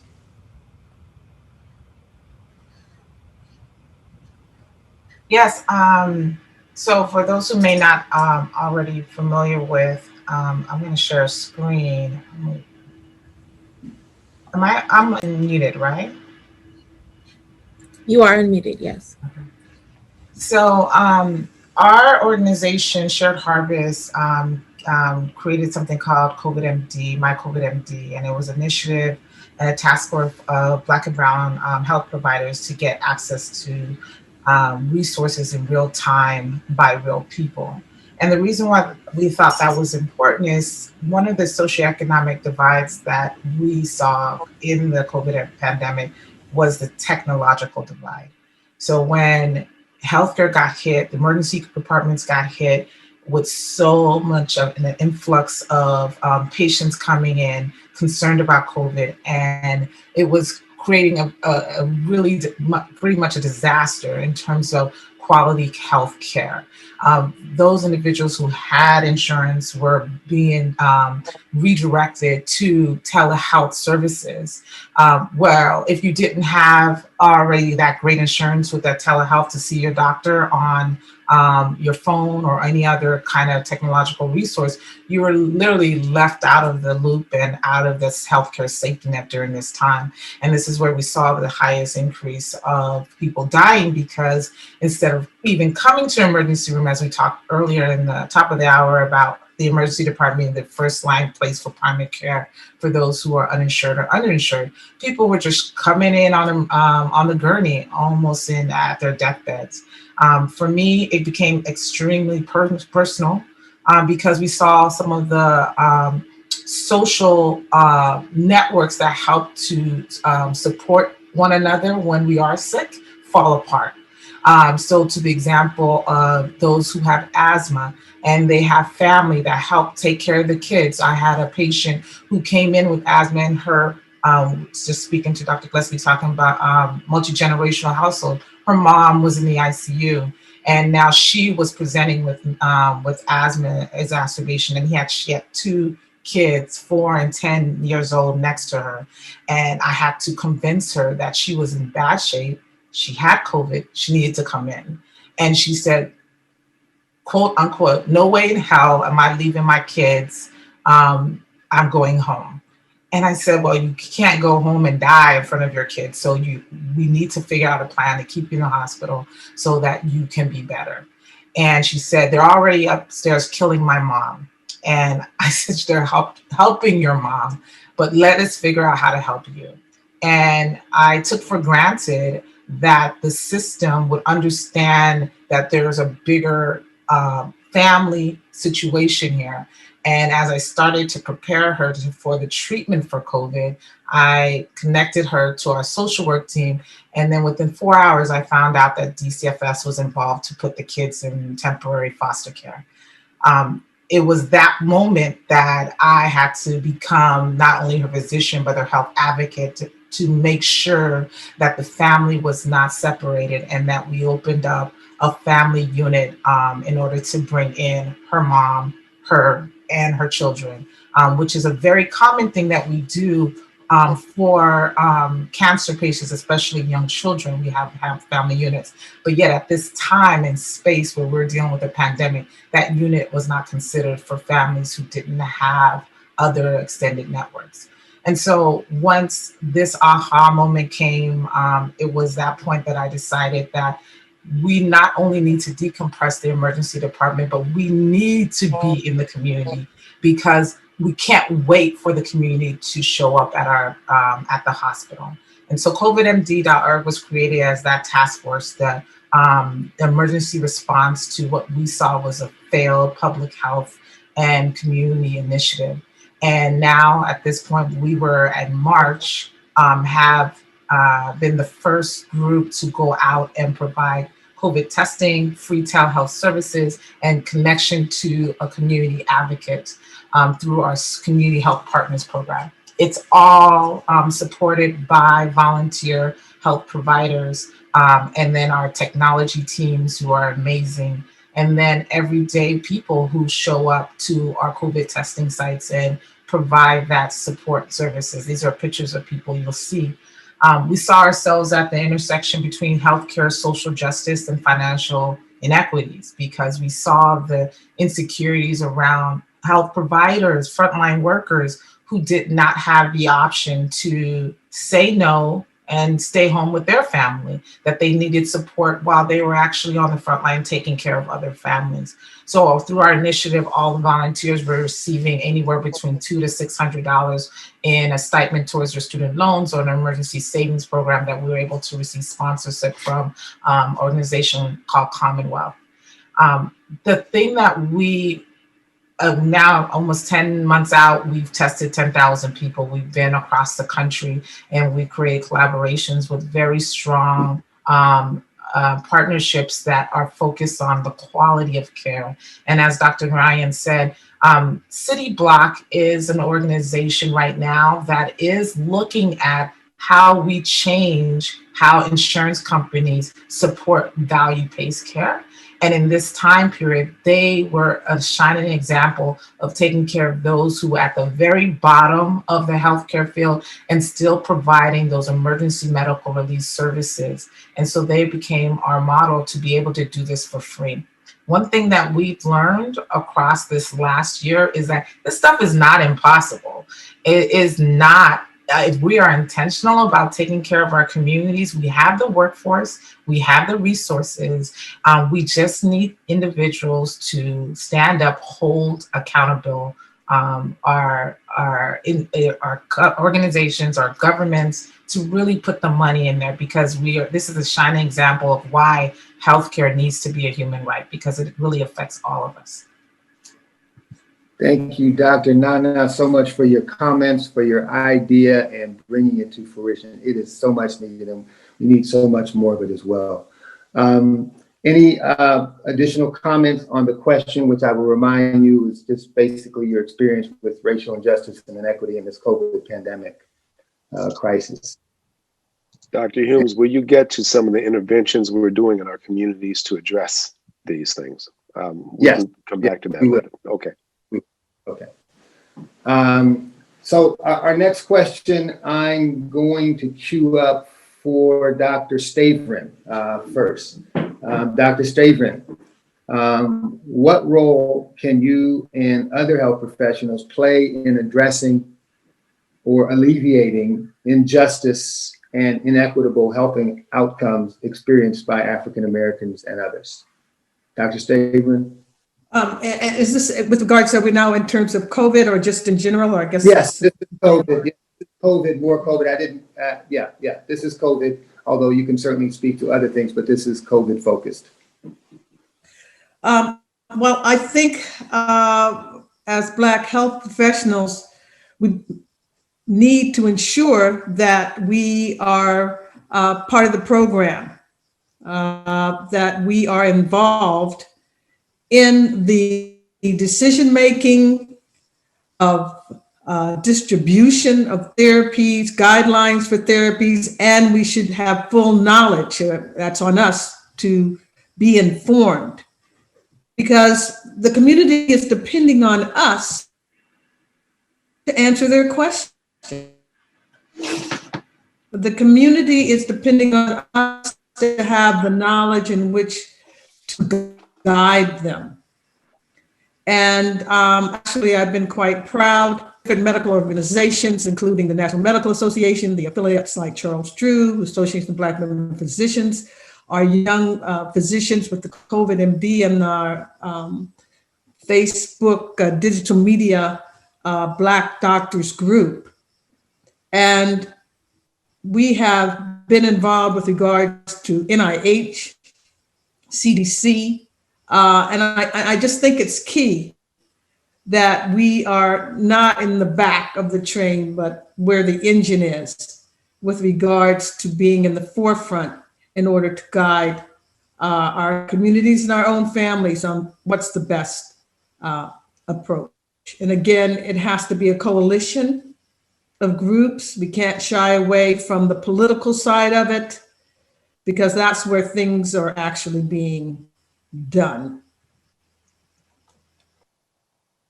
Dr. Gillespie? Yeah, I want to just share with the audience. And first of all, thank you very much, Dr. Stafford, for making those points. I think one of the things that we did in San Diego back in March, as a part of my church, I was asked to give presentations on COVID, starting at the before it was even declared a pandemic.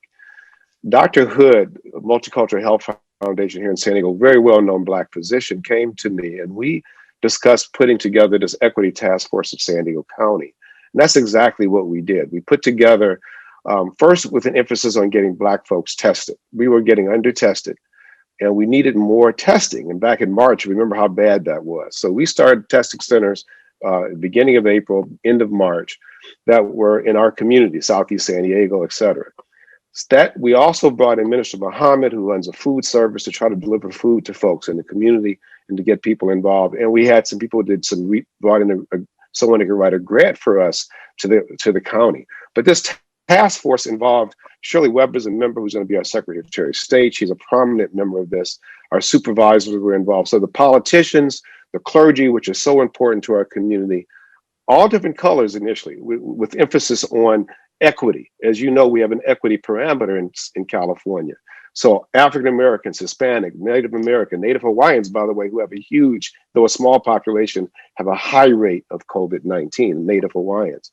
So we came together, discussed all these issues. And as an offshoot from that, we wrote a funding process that went directly to multicultural. And we then have, in the community, started a website. I sent that in the chat, where we're now educating people in the community about COVID-19 and the implications of this disease. And now we're moving into the phase, which hopefully we'll have time to discuss, how we're going to deal with the virus and the vaccine phase of our campaign.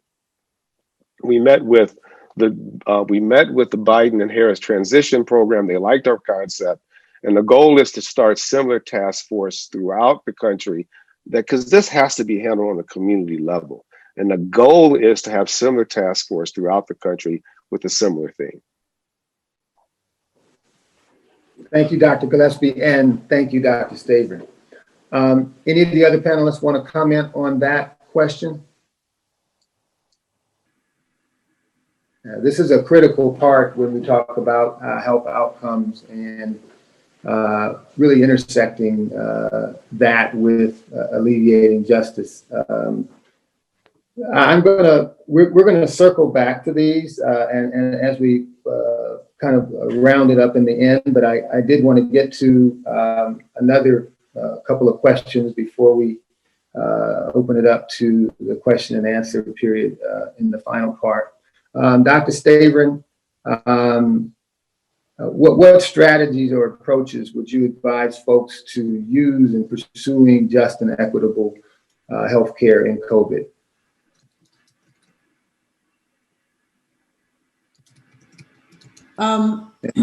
Again, I think educating yourself to what's available about your own health status, as Dr. Gillespie said.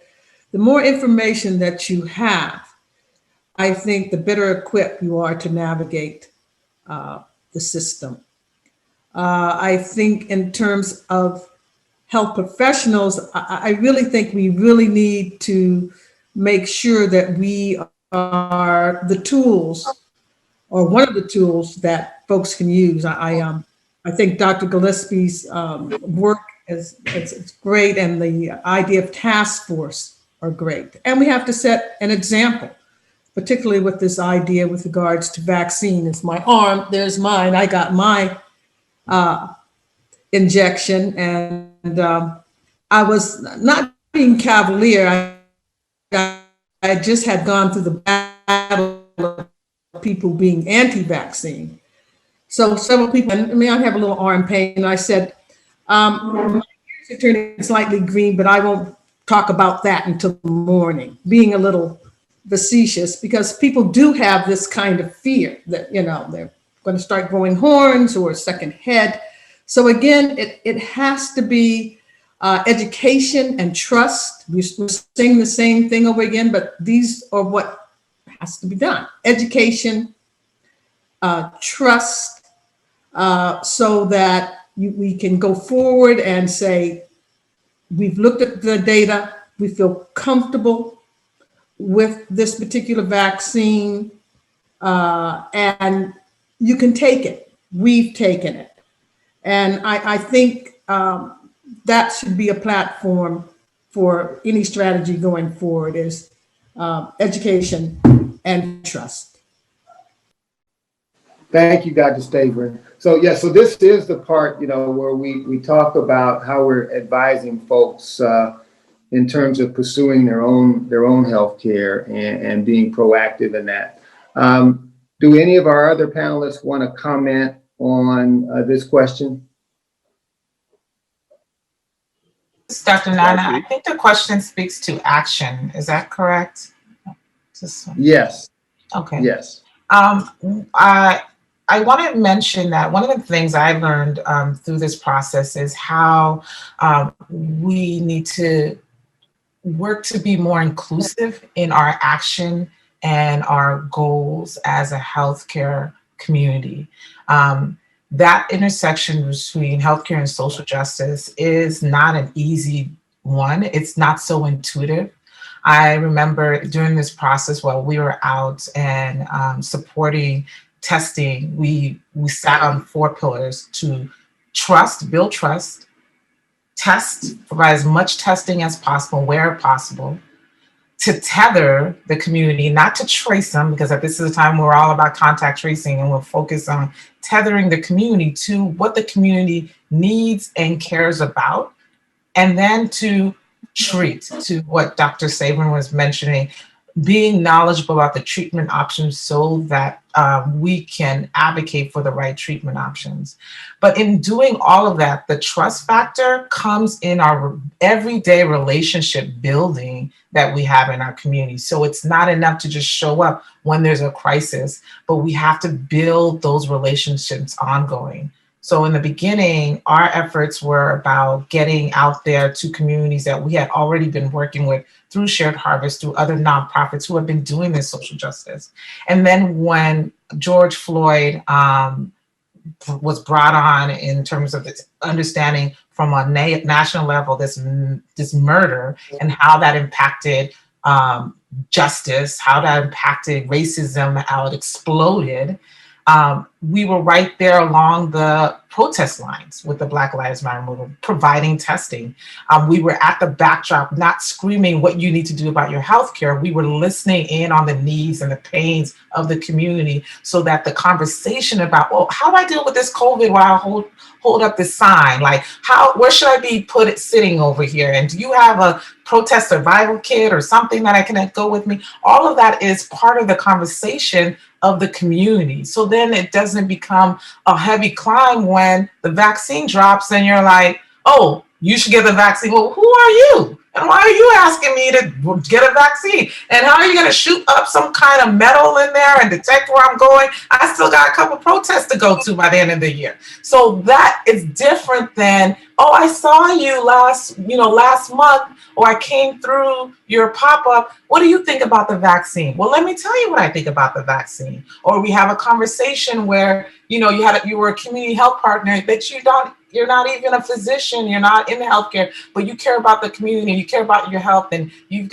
heard about some anecdotes about how to take care of yourself. So someone's listening to you, and a network of people are listening to you. So I need to get in your ear too, so I can share with this information about the vaccine. So you can go back and say, well, I heard from Dr. Mrna, I think we should try out this vaccine. It doesn't have to come through me, but it has to come through a pathway of trust. So I just wanted to say that it's a beautiful time to be creative and to be innovative and to be unapologetic in our culture about how we want to get the information out there and who we want to collaborate with.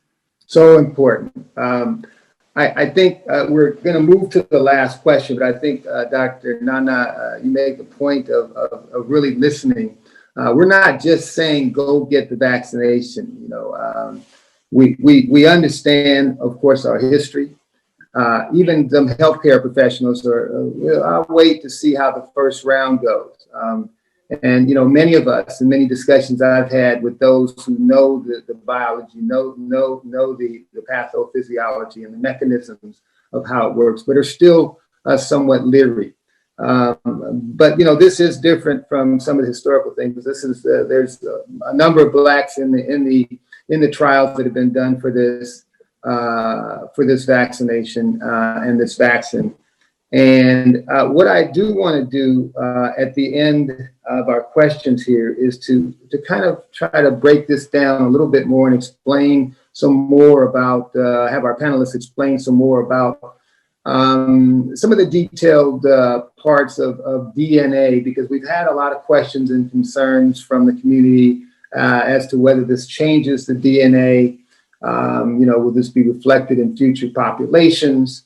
And so we want to talk something about, you've heard a lot about mRNA and how that relates to the Mrna and the Pfizer current vaccines that we have. And so I'm going to ask, for starters, a couple of our panelists who expressed an interest in particular in discussing this part, and then we'll kind of end up, I think, at that point with anybody else who wants to comment, and then we'll take questions.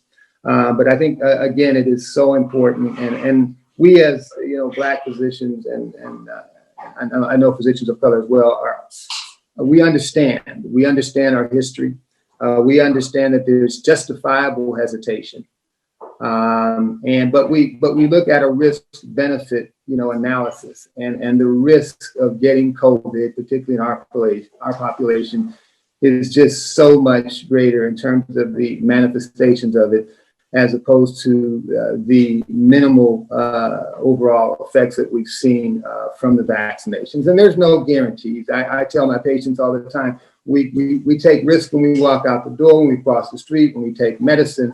It's always, you have to assess it. And we're not asking you to trust us. You can look at what's happened, but we're going to give you some more information now about the vaccination itself, about the vaccine itself. And so I'll ask Dr. Gillespie, and then we'll follow with Dr. Stavern, who's an allergist immunologist, on the question of really, if you can uncouple for us and for the audience and dispel some of the concerns about the genetics and the DNA and the mRNA. So Dr. Gillespie, if you'll start off with that. Sure, Dr. Humes. I want to point out that, first of all, as many of the panelists have pointed out, they've taken their shot. I was part of the Mrna clinical trial. I did not jump into that clinical trial on day one. I wanted to look at this, look at the data, find out what was going on. I felt comfortable, but I didn't feel comfortable enough to get into the clinical trial until I did after it started for about a month or two. I was in a placebo group. I got my first shot about 10 days ago. And as Dr. Humes has pointed out, and as Dr. Severin pointed out, minimal side effect. But let's get to what people are concerned about. And that is issues related to what is this vaccine doing? Why are we all concerned? When the term warp speed came out, it scared me to death. I saw politics written all over it. Guess why? Because politics were written all over it. At the time, Trump wanted to have this vaccine so he could get reelected. The good news is they threw a lot of money at it. And the reason we were able to develop it so quickly is there's a lot of money put into this vaccine. The technology has been present when SARS-1 came back out 15 years ago. The data, the information about how to deal with this was already starting. This has been researched for years and years. There was not a lot of money put into SARS-1, nor was there a lot of money put in Middle Eastern respiratory virus, or MERS, because there was no money in it. But the technology was started. So now we've come up with these two mRNA vaccines. The first by Pfizer, 44,000 participants. The second one by Mrna, 30,000 participants, both with 10% African-American participation, over 20% Hispanic participation. Why is that important? We need to be included. The Mrna trial only had about 3 to 4% participants. They made a conscious decision to halt all other participants' enrollment until they got up to 10% Black folks. So we do have representation. All the clinical trials have shown no difference in outcomes for African Americans compared to others. The only differences in outcomes in people over 65 have a slightly different efficacy than those under 65. The mechanism of action, mRNA, we have to know the sequence of DNA, which is one of the things that has been a miracle in medicine is sequencing DNA. We can now do it fairly simply. The virus's DNA structure is well known. You can then match that with mRNA. Now, I'm not going to get too detailed, only to say the following. When you care about this nanoparticle that people say is hooked up to 5G and all these other concerns that people have about this process somehow being tainted with other products, it's not real. The nanoparticle is just a lipid particle that contains this strand of mRNA. It then delivers into the cytoplasm. Why is it important? The cytoplasm is not in the nucleus of the cell. So it will not have any impact on your genetics, none. So it goes in and it simply delivers. You know that big, beautiful spike? You look at that molecule of COVID, it looks pretty. It looks like you want to put it around your neck. But those little spikes that are on top of the COVID virus, this mRNA goes in and it specifically puts that spike on the cell in your arm. It doesn't travel all, it's right there. And your body then recognizes that shouldn't be there. So it creates antibodies. Those antibodies are hanging out, waiting for something to happen. The first shot, you get some increase. The second shot, you get a huge increase in antibodies. And that's why you get more side effects with the second. So now you have these antibodies sitting there waiting for COVID-19 to come into the body. And then it responds to it by fighting off COVID-19. My real point is, mRNA has no effect on DNA. It does not enter the nucleus. That's the first point. And secondly, this nanoparticle is not some 5G or some other stuff that's being put into your body. So it's really important also to know that this vaccine has been shown to be effective. Now we have huge number of people that have been vaccinated, and those that have had a signal, and I'm going to leave that to Dr. Severance and go over the issues with allergies, how we're going to be dealing with people who are hyperallergic. I'm going to pass on that right now. Just to say that we do have a mechanism by which it's a safe vaccine by all signals. Now, do we know everything? Do we still have to do studies in younger people? Yes, people under the age of 12, for instance. Pregnant women, we still don't know for sure, but I'm going to tell you right now, pregnant women, most interns and residents who are pregnant are getting the vaccine. There's no data to suggest that this will be a negative impact on pregnant women. In fact, some of the people who were in the clinical trial got pregnant during the trial, and they did perfectly fine. Now, we don't have a large group of patients in that group, but we do know if you get COVID-19 and you are pregnant, that your risk of your fetus either being damaged or you getting very ill. Remember, when a woman is pregnant, she's immunosuppressed, and the risk to her is substantial in that state as well as her fetus. And so it's important to keep that in mind. And then the last point to be made is that when you have immunosuppressed conditions, we do want to treat these are the highest risk people if we don't give them the vaccine. So we want to make sure that all people understand that there's appears to be safe for all different individuals. Now I'll leave it at that point for now, Dr. Humes. Okay, thank you so much, Dr. Gillespie, for making that, simplifying that for folks and helping to understand the vaccine and the concerns that are in the community and overall. I'm going to go to Dr. Stavron and then to Dr. Mrna, for in the sequence of responses here. Dr. Stavron.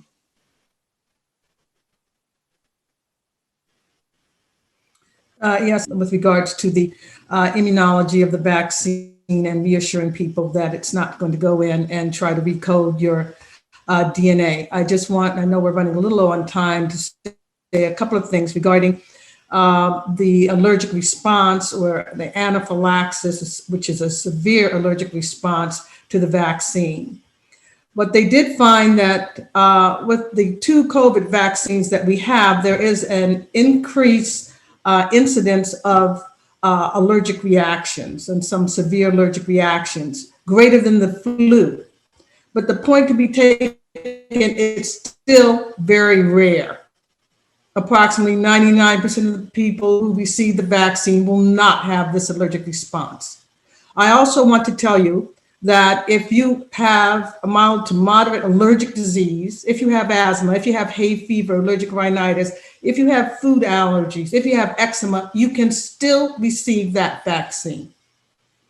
I want to repeat, the fact that you may have hay fever or asthma or food allergy does not keep you from taking that vaccine. If you have had a severe reaction to other vaccinations, before you proceed with that vaccine, you should speak to either your primary care or speak to a allergist, immunologist specialist to see how we're going to proceed giving you that vaccine. The same, if you're allergic to something called polyethylene glycol or polysorbates, these are preservatives used in creams and vaccines. You should not take the COVID vaccine without additional evaluation. So there's really only two situations where you would not take that vaccine: allergy to polyethylene glycol, polysorbates, or a severe anaphylactic reaction to other vaccines, including if you took a COVID vaccine and the first time and you had a severe allergic reaction. And I just wanted to emphasize that because there are a lot of questions regarding allergies and taking this vaccine. Thank you, Dr. Staver. Also, one other thing, we're supposed to be observing people 15 minutes after taking the vaccine. I don't know if people are doing that, but everyone should be observed for 15 minutes. And if you have a propensity to having allergic reactions, it should be 30 minutes. And you should be taking the vaccine in a clinic or a situation where they can treat allergic reactions. I think this is key, that you are taking the vaccine where they feel comfortable. Yes, I agree with the colleagues, what they've said about the vaccine. I just wanted to make a quick point about, there are 2 study groups based on my understanding of the research and deep dive into the research as of December, January, that did not get studied. And so to make sure we all have all the information, one of the groups were individuals who were tested or went through COVID and had antibody testing and had antibodies to COVID. We don't know how they respond to later than the vaccine if we didn't know if they had it. And then I think they eliminated those individuals who actually had COVID. One of the running questions as we're seeing in the community is about how about if you have lupus or sickle cell or any other autoimmune disease, do you have, or I'm sorry, I was thinking Sjogren's, do you have a negative or adverse response to taking the vaccine? Would there be a hyperimmune response? I don't think, to be honest, the literature has answered that question very well for us. I know that AstraZeneca, which is the vaccine that is being disseminated in the UK, are working to build data on that. So I would say that I've taken Mrna. I have had mine, besides the mild myositis and whatnot, or which muscle aches. I still am a huge proponent of vaccine, but I also want to be truthful to our patient population, our audience, to make sure we know that we don't have all the answers yet as to the outcomes of the vaccine for certain populations. Thank you so much, Dr. Mrna. I think one of the things, my understanding with people who have had COVID, the practice right now, and Dr. Gillespie or Dr. Staven can comment on this if they have additional information, but if you're 3 months past having had the symptoms and COVID, then it is, as far as we can understand, safe to and advisable to get the vaccination when your turn comes. So with that, unless anybody else has, any of the other panelists have comments on this, we'll go, as we don't have much time, to the Q&A.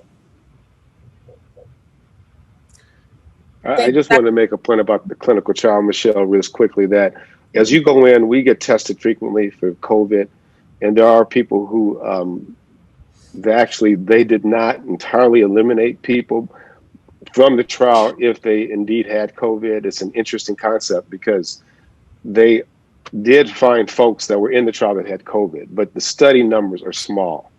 And I agree, Dr. Nana, you're absolutely right. We do not know everything, and we still have information.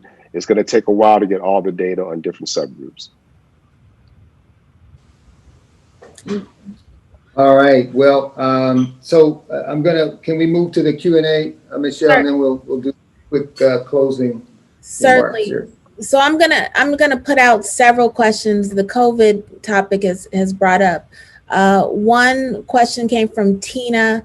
She said, I heard some people say they're hesitant to take the vaccine because they don't want to be given something that's different from other people that might harm them. How can they be assured that they're receiving the same vaccine as other people? Sabine asked, where can we get data on the efficacy of the vaccine? Soleil asked, what's the difference between the two vaccines that are available? And Karen said, could you describe what a severe reaction is? Is that only anaphylactic? What about rash? And then I'll let you do that. And then there's a question about treatment. Okay, I think maybe a few of you may want to comment on this. Let's just try to keep it short if we can. Which panelists would like to go first with this one? I'll go with severe reaction. I try to answer in the chat box. If you have a mild rash, it would not be necessarily severe reaction. However, if you develop hives all over, and swelling, lip swelling, eye swelling, I would consider that to be a severe reaction, even if you didn't have problems in breathing, because that may signify an early propensity to have anaphylaxis. So if you have a rash all over, the high swelling of the lips, the eyes, severe itching, then before I got the second shot, I would discuss it with a physician. And if you have something called idiopathic anaphylaxis, that means they not so sure why you develop these hives and swelling, I would also discuss it first with the doctor. I wanted to just in for 1 second, Dr. Gillespie. I'll take 10 seconds here, just on the question of the vaccines and the differences, and I'll let Dr. Gillespie take off from here. But they're basically the same. They're very similar. They're in terms of the trials. They did have the Moderna vaccine was a little bit more diverse. But the Pfizer vaccine did have 9% Black folk in their trial, and 100% of them developed antibodies. And this is per a New England Journal of Medicine article that was out just a few weeks ago. Dr. Gillespie? Yeah, and that's the point to be made. Again, it was roughly 9.8, 9.6% in both trials, African American. The issue of whether we get different treatment, my cousin won't take the vaccine because he truly believes that Black folks will get one vaccine and white folks a different one. So this, you may sound to me, it sounds so out there for me, but that's what people really believe. And I see the question is a very reasonable question based on our history. But the reason it seems odd to me, because I'm dealing with this every day and I know how vaccines are administered, but I can understand a lot of folks believe that. The way you can know that is when you're getting these vaccines, you're going into centers that are giving vaccines. They're not going somewhere behind the counter and grabbing something different when someone Black walks in the door. I mean, we could say that about anything we take. You could say when you go to the pharmacy and pick up your amlodipine or pick up your blood pressure medicine or whatever, that they're going to change it out. So there takes some level of faith in that regard, but I can assure you that the vaccine is not going to be switched out in some way. The other question was the differences between the two vaccines, as far as the biggest difference has to do with how they are stored. We know that the Pfizer vaccine has to be at dry ice level temperatures, -70°C, so it's very difficult to handle. So the differences in terms of their mechanism of action is exactly the same. but distribution trouble and problems with getting this in certain communities is a challenge. And that's been part of the reason that California has had the challenges that they've had to distribute this vaccine has to do with the temperatures that they have to be kept out. But Moderna is a lot easier and can be refrigerated for longer term than the Pfizer vaccine. And now we're starting to have, the other point that goes with the other question, we're going to be administering this in large places. Like right now in San Diego at Petco Park, starting tomorrow, we're going to be giving out 5,000 vaccines per day. And that's going to be done in a very organized way. And that's what we need. We can't just have the hospitals doing it. We have to go out in the communities. I'm the medical director, San Diego Black Nurses Association. We're going to be doing the same thing in the community. Okay, I think, Michelle, we're up against it now. I'm going to give maybe just a few seconds for everybody to wrap up, or do we have any more time than that, Michelle? We actually have 2 more questions. If I could allow those individuals, they've waited. Oh, yeah, no, Certainly. Absolutely. So we'll get Benny's question and then Donna, and then we'll close. I want to thank everybody for this incredible presentation. The question I have, what number of people are getting COVID for the second time? I have a former student who contacted me yesterday, says she has it for the second time. I can take that question because this is something I have an interest. Let me just say this, Benny, that's rare that we know of.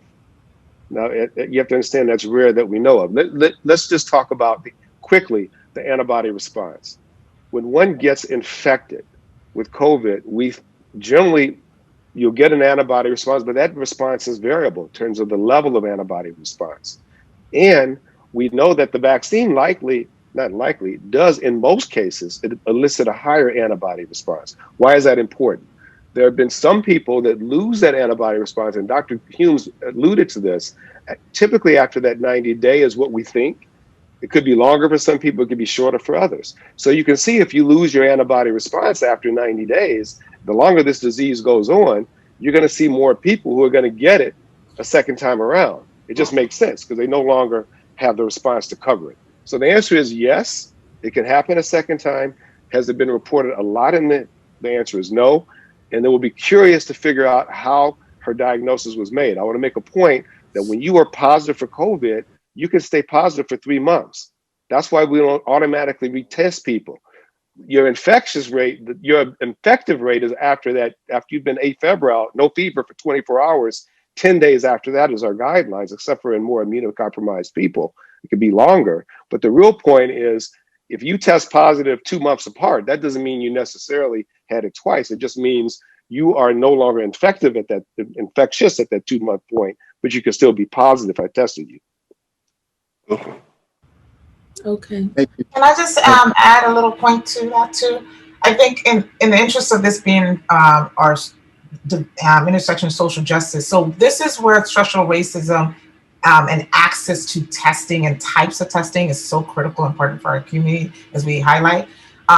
For this past year, we've been talking about what test is important, what is the specificity, what's the sensitivity. But the reality is, in affluent communities, they have access to all 3 types of popular testing.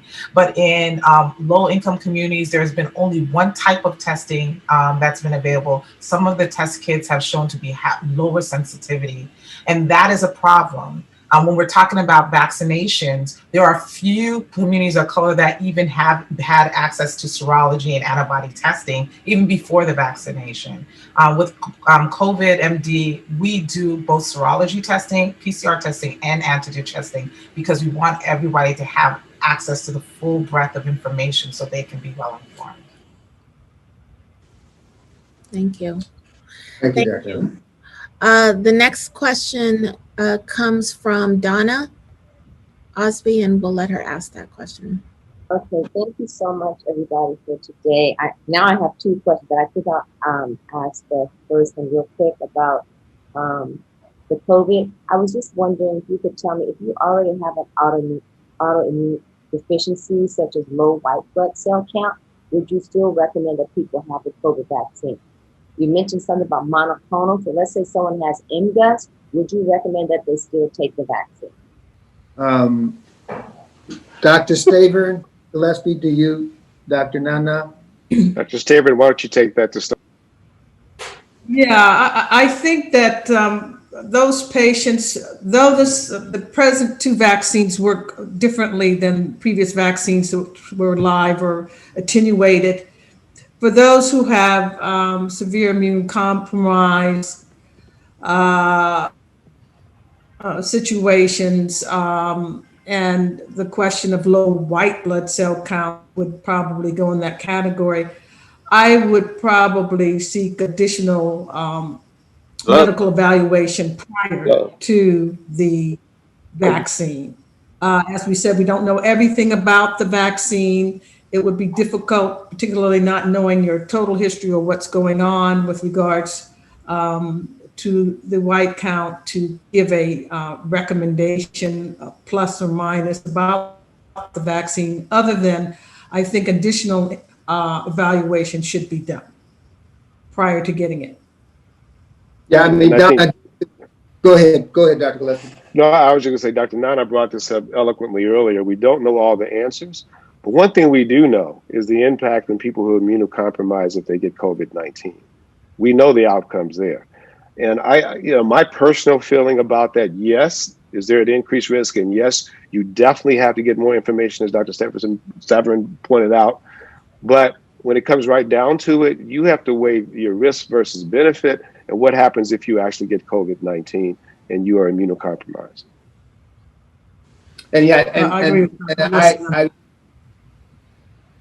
I'm sorry. Was that Dr. Nana, Dr. Stavron? No, I was just going to say, I echo that. I am telling my patients right now, if you are immune compromised, I would not be the first round to get the vaccine until we have more information.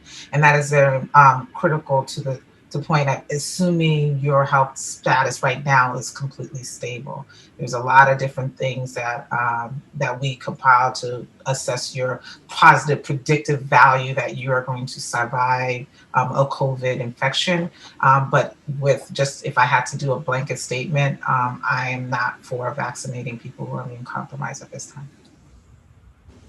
I that has to be as everybody has said, I would not be the first, but it also has to be case by case. I mean, there's a spectrum of people who are immunocompromised who have low white blood cell counts, and it depends on how low it is. That each situation would have to be looked at specifically, and then a decision made therein based on the risk benefit. Yeah. Go ahead. I'm sorry.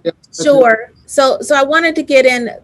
We have a flurry of questions, and unfortunately, I don't think we're going to get to all of them today. But there was one other question: Does getting the vaccine keep you from getting COVID-19? I think what we've tried, Dr. Nana, would you like to take that one, or I can? Any of you can take that one. It keeps you from getting sick from the virus. The question of whether the antibody completely blocks you from getting the infection, it will block you from getting severely or significantly ill. Okay. There's a question of, there's still some question of whether, the transmission as well. But, there's these two are 94, 95% efficacy, which is much higher than the flu vaccine. And, but there's still information. We don't know how infectious you may be. We know that it keeps you from getting the COVID, at least at a 95% level, but we don't know about how much you may transmit COVID, whether that's the case or not. I think we can speculate on that, but we don't know. Okay. And then Dot actually had a part 2 to her question, and then we'll. Okay, yes, thank you. Can you hear me? Yes. Yeah, so my question actually goes back to earlier when we were talking about just our treatment. I've just found that when I go to the emergency room that, doctors don't listen to Black women's pain. I've gone there, bent over in pain, and left there with no pain medication. I get the feeling that they feel that Black women are drug addicts and then they, for some reason, just refuse to give us pain medication. I'm just wondering, is there any type of protocol that states that Black people must prove their pain like Dr. Moore had to do? And why do physicians not believe Black women's pain? You know, it's interesting that you bring, not interesting, it's sad, but if you go back to what Dr. Humes spoke about earlier, when he talked about Dr. Sims, that's when they did work on African American women who were slaves to figure out how to treat certain conditions that have gone on to heal a lot of people in this society, but it was done on slaves without their permission and without anesthesia. So there's been this myth for years that Black folks, Black women, don't feel pain the same way that Black people, the white people do. So I'm not going to say that that is the full answer to your question. I think communication and all the issues we talked about, the way we're treated in general, play a role. But there's been this myth that we handle pain better. Just like this myth that we float when we can't float, that we sink when we swim. So that stuff is still out there. So that's part of it. Okay, I'll just finish this. I was just going to say too, for me, that my mom was in the medical profession for years, so I've seen like good doctors and I've seen poor doctors, and I guess I just feel like we have to educate ourselves so much and know how to say, I don't want to take Motrin because it hurts my stomach. Can you give me something else? I don't want to take Lipitor because I know the research that, can you give me something like Crestor or something like that? But, you know, I mean, you just have to know these things, it seems like, and to ask for better medication if you know about that, because they won't just give it to you. I think they look at your financial status or your insurance, if it's PPO or not, and they'll give you stuff that maybe when there's something better that they can give to you, but they often don't, unless you know how to assert for yourself and ask for better medication or treatment.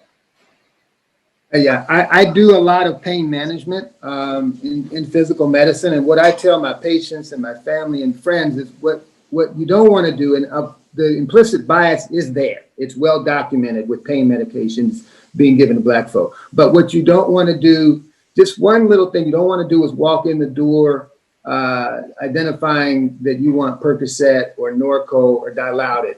That's a red flag. It puts you in the negative already in terms of trying to get that medication. You want to describe your condition. You let them know you have allergies to this. You've tried that. You go through that whole process rather than asking specifically, because I just know that how that plays out with the majority of providers, that question in particular. Yeah, I just wanted to add a little anecdote for empowerment for anyone who walks into an emergency department. To that point, you never want to ask for a specific type of drug, whether it's pain medicine or nothing. That automatically puts the provider in hyper alert that either one, you know too much and may sue them, or two, you're asking as if this is a Burger King situation. And I'm just being frank because I want you guys to understand the mentality of providers in the emergency department. In general, we work on protocols, and the protocol there's a protocol for pain. The question is how much of that protocol is going to be interpreted based on the lens of an implicit bias? And what you're talking about is exactly that. So is there a protocol that says we should not treat Black women for pain? No. But if I have an implicit bias that people of color come in asking for pain meds and they're drug addicts, and that's who I see at 2, 3, 4 o'clock in the morning, then yes, my likelihood on going on that protocol guideline is probably less likely. And that's a problem. And that is the structural inequities that we need to address in the system.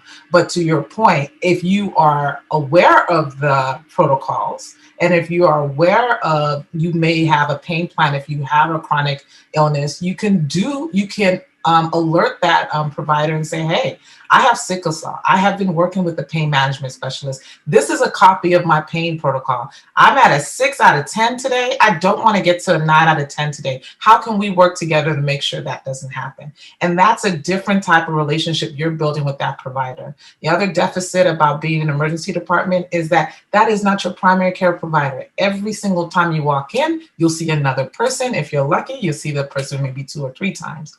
But that is not your number one provider. So do not be in a position where you don't think that you are in the driver's seat. It's also very important not to assume that you know every single thing about your a side effect profile in your results to a medication that you're saying, oh, that won't work because of this. Because that in itself, it limits your ability to get educated about all the nuances with the different pharmaceuticals. There may be a chance that you tried something in the past and it wasn't dosed correctly, or you weren't given the right set of information, and it may be the best thing for you, but because of your previous experience, you're blocked from doing that. So I just want you to be empowered to go in with also an open mind at the same time, to be educated as well as to educate your provider. I see Dr. LaTanya Hines on the chat, and I'm going to violate all kinds of HIPAA laws and everything else by saying that she was in the same place with me I know she won't mind me sharing this, getting the second Pfizer vaccination with people of all hues, giving the vaccination and receiving it. And so, you know, to Dr. Gillespie's point of people of us, there's just no way that would happen in that situation. I mean, it's yeah, I guess when I don't like to use absolutes like that, but anyway, that I just wanted to add that point. So are we wrapping up now, Michelle? Are we going to try to field more questions? We're just going to take them on the back end, or we can wrap. Thank you. Okay. If everybody can, how much time do we have to wrap? 2 seconds or 2 minutes? Or Certainly, I don't want to rush our. All right. Well, I just wanted to let all the panelists, give them a chance to briefly just close and say it, you know, as I don't want to say as much as you want, but just give some comment. I'll just go alphabetically. Dr. Mrna, actually, and I'm going alphabetically as her last name is Afo-Manu. Yeah, I just wanted to share for those who want to learn more about our organization and what we've been up to. There was an Amazon original Regular Heroes video that was about what we do and why we're out here. My goal, number one, first and foremost, is take everything that I've learned from UCLA as an undergrad to actualize it in my medical care practice. And a lot of times when we have the arm of the literature and research and the institutions, we forget the biggest arm we are is our relationships and how we connect to our community. We are the gatekeepers in a lot of ways of some of these institutions, and sometimes we're used in not the best way, but there is so much growth and empowerment that can be happen both sides. I never want our community to feel disempowered by what is happening in the healthcare system. And then lastly, the other thing I want to share is that we are having, for those of you are in the Los Angeles area, we're having a COVID pop-up that is in honor of MLK Day of Service on the 18th at Southside Community Church. We are offering both antibody antigen testing for free. We also have a food distribution and elevation of the beautiful artistry and support for our urban orchestras. So you'll be seeing some wonderful string artists at each of our pop-up stations. I hope to see you guys out there. And thank you so much for allowing me to be on this incredible panel. Dr. Mrna, thank you so much for your contribution to the panel and your work overall. I look forward to seeing and talking to you in the future. Dr. Gillespie? Very briefly, I just want to say we all now know, you already knew it probably before getting on, COVID is a symptom of the problems with inequity in the society. We have to continue to fight. I want to point out the importance of mental health in our society. We didn't speak a lot about that, but that contributes a lot to what's going on. We have to continue to work on the mental health of our people. We have to get involved in our communities, and we have to continue to fight for equity, not only when we're past COVID-19. I want you to understand the way we are put in close contact with animals, we're going to have potential for more outbreaks like this. We have to get our acts together now, continue to advocate, continue to work hard. And I want you to go to, I'm not going to put anything up, but please, when you have a moment, there's a lot of information at blackcovidfactsSD.org. Please go to that website. You'll find a lot of information, blackcovidfactsSD.org. And if any of you ever have any questions, I know there were some other questions about variant strains, et cetera, feel free to contact me anytime. I'm happy to discuss those things with you. And again, thank you so much for allowing me to be on this panel. I'm honored to be on this panel. Extraordinary. Dr. Gillespie, thank you so much. I've known you 2/3 of my life, and it's great to have you on, as with everybody else. Dr. Narain. Hi, I just want to echo, it has definitely been an honor to be on this panel. I just want to end with some things that I'm, trying to do to think about how to advance equity for our Black population and the broader population. One, I cannot emphasize enough the need to make systematic the listening to patients and figuring out what those barriers are and trying to address those barriers with tailored interventions. And secondly, I would say the next thing is figuring out how to scale effective interventions into policies and practices so they can reach a broader number of people. And then the last thing that I'll say is, I am really trying to visualize policy prescriptions that are not yet in existence. So one thing that I am thinking about and I've started to work on is I just recently published the first exploration of the relationship between self-employment, entrepreneurship among Blacks, and health outcomes, and finding that entrepreneurship is associated with improved reports of physical health and decreased reports of hypertension. So, the next thing I'm thinking about is, am I in a position to create a literature base that makes it economically feasible and make it make sense from a public health standpoint to invest in a large scale in Black entrepreneurship? And, if I'm able to do that, the question becomes, will there be a large enough coalition to enforce these things being implemented? And, when I'm thinking about that, that brings me to my book, so starting young to try to generate the population that will demand that we make the changes that will bring about a more equitable society. So the book can be purchased at cycleofadream.com. I'll put that information in the chat. Thank you again. Dr. Narain, thank you so much. I couldn't have asked for more. We couldn't have asked for more. Thank you for your research. We are so grateful for that. We need it. We need Black physicians and scientists involved in it. And we are so happy. I appreciate your contributions to the panel, and we all do. Needless to say, I look forward again to collaborating with you and the rest of the physicians after the summit. This has been great. Dr. Stavron. I just want to say thank you to the panel and the audience, I think, for great conversation. I just want to leave on an optimistic hope. We are in the 21st century where we are converging a golden age of medicine, great advances in infectious disease, allergy and immunology with the digital age. And hopefully we can use these tools to coalesce together to help fight health disparities in our community. Thank you, all of the panelists, for your participation. I will be continuing to collaborate with some and starting to collaborate with some of the other panelists. This panel could not have been more well and balanced, more well put together and balanced, really, from the contributions from research and the community and the combination of both. I wish I could take credit for that, but I cannot.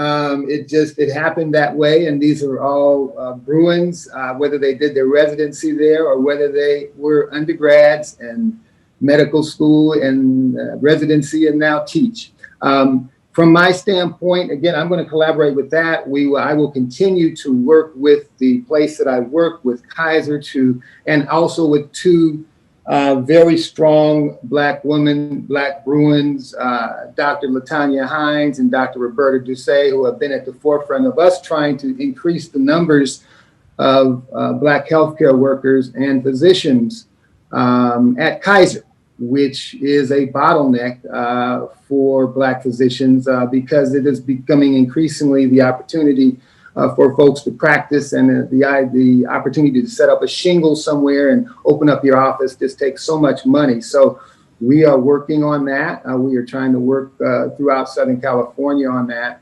And I am just looking forward to that. Also with the Charles Drew Society, with the, I don't work with them directly, but with the Association of Black Women Physicians, all of these organizations and other organizations with the physicians have mentioned that they are involved in. We will continue to work on our population, on increasing our numbers. We know we have to start very young in starting to increase the numbers, because the bottleneck starts at an early age. We see the admissions numbers small, so then, you know, we break off into science group. We have to look particularly at the paucity of a dearth of Black male physicians as well. But I thank everybody. I know we're at the end of, way past the end of time here. This has just been a wonderful 4 days. I'm glad we were able to sustain, I think, the momentum with the medical healthcare part.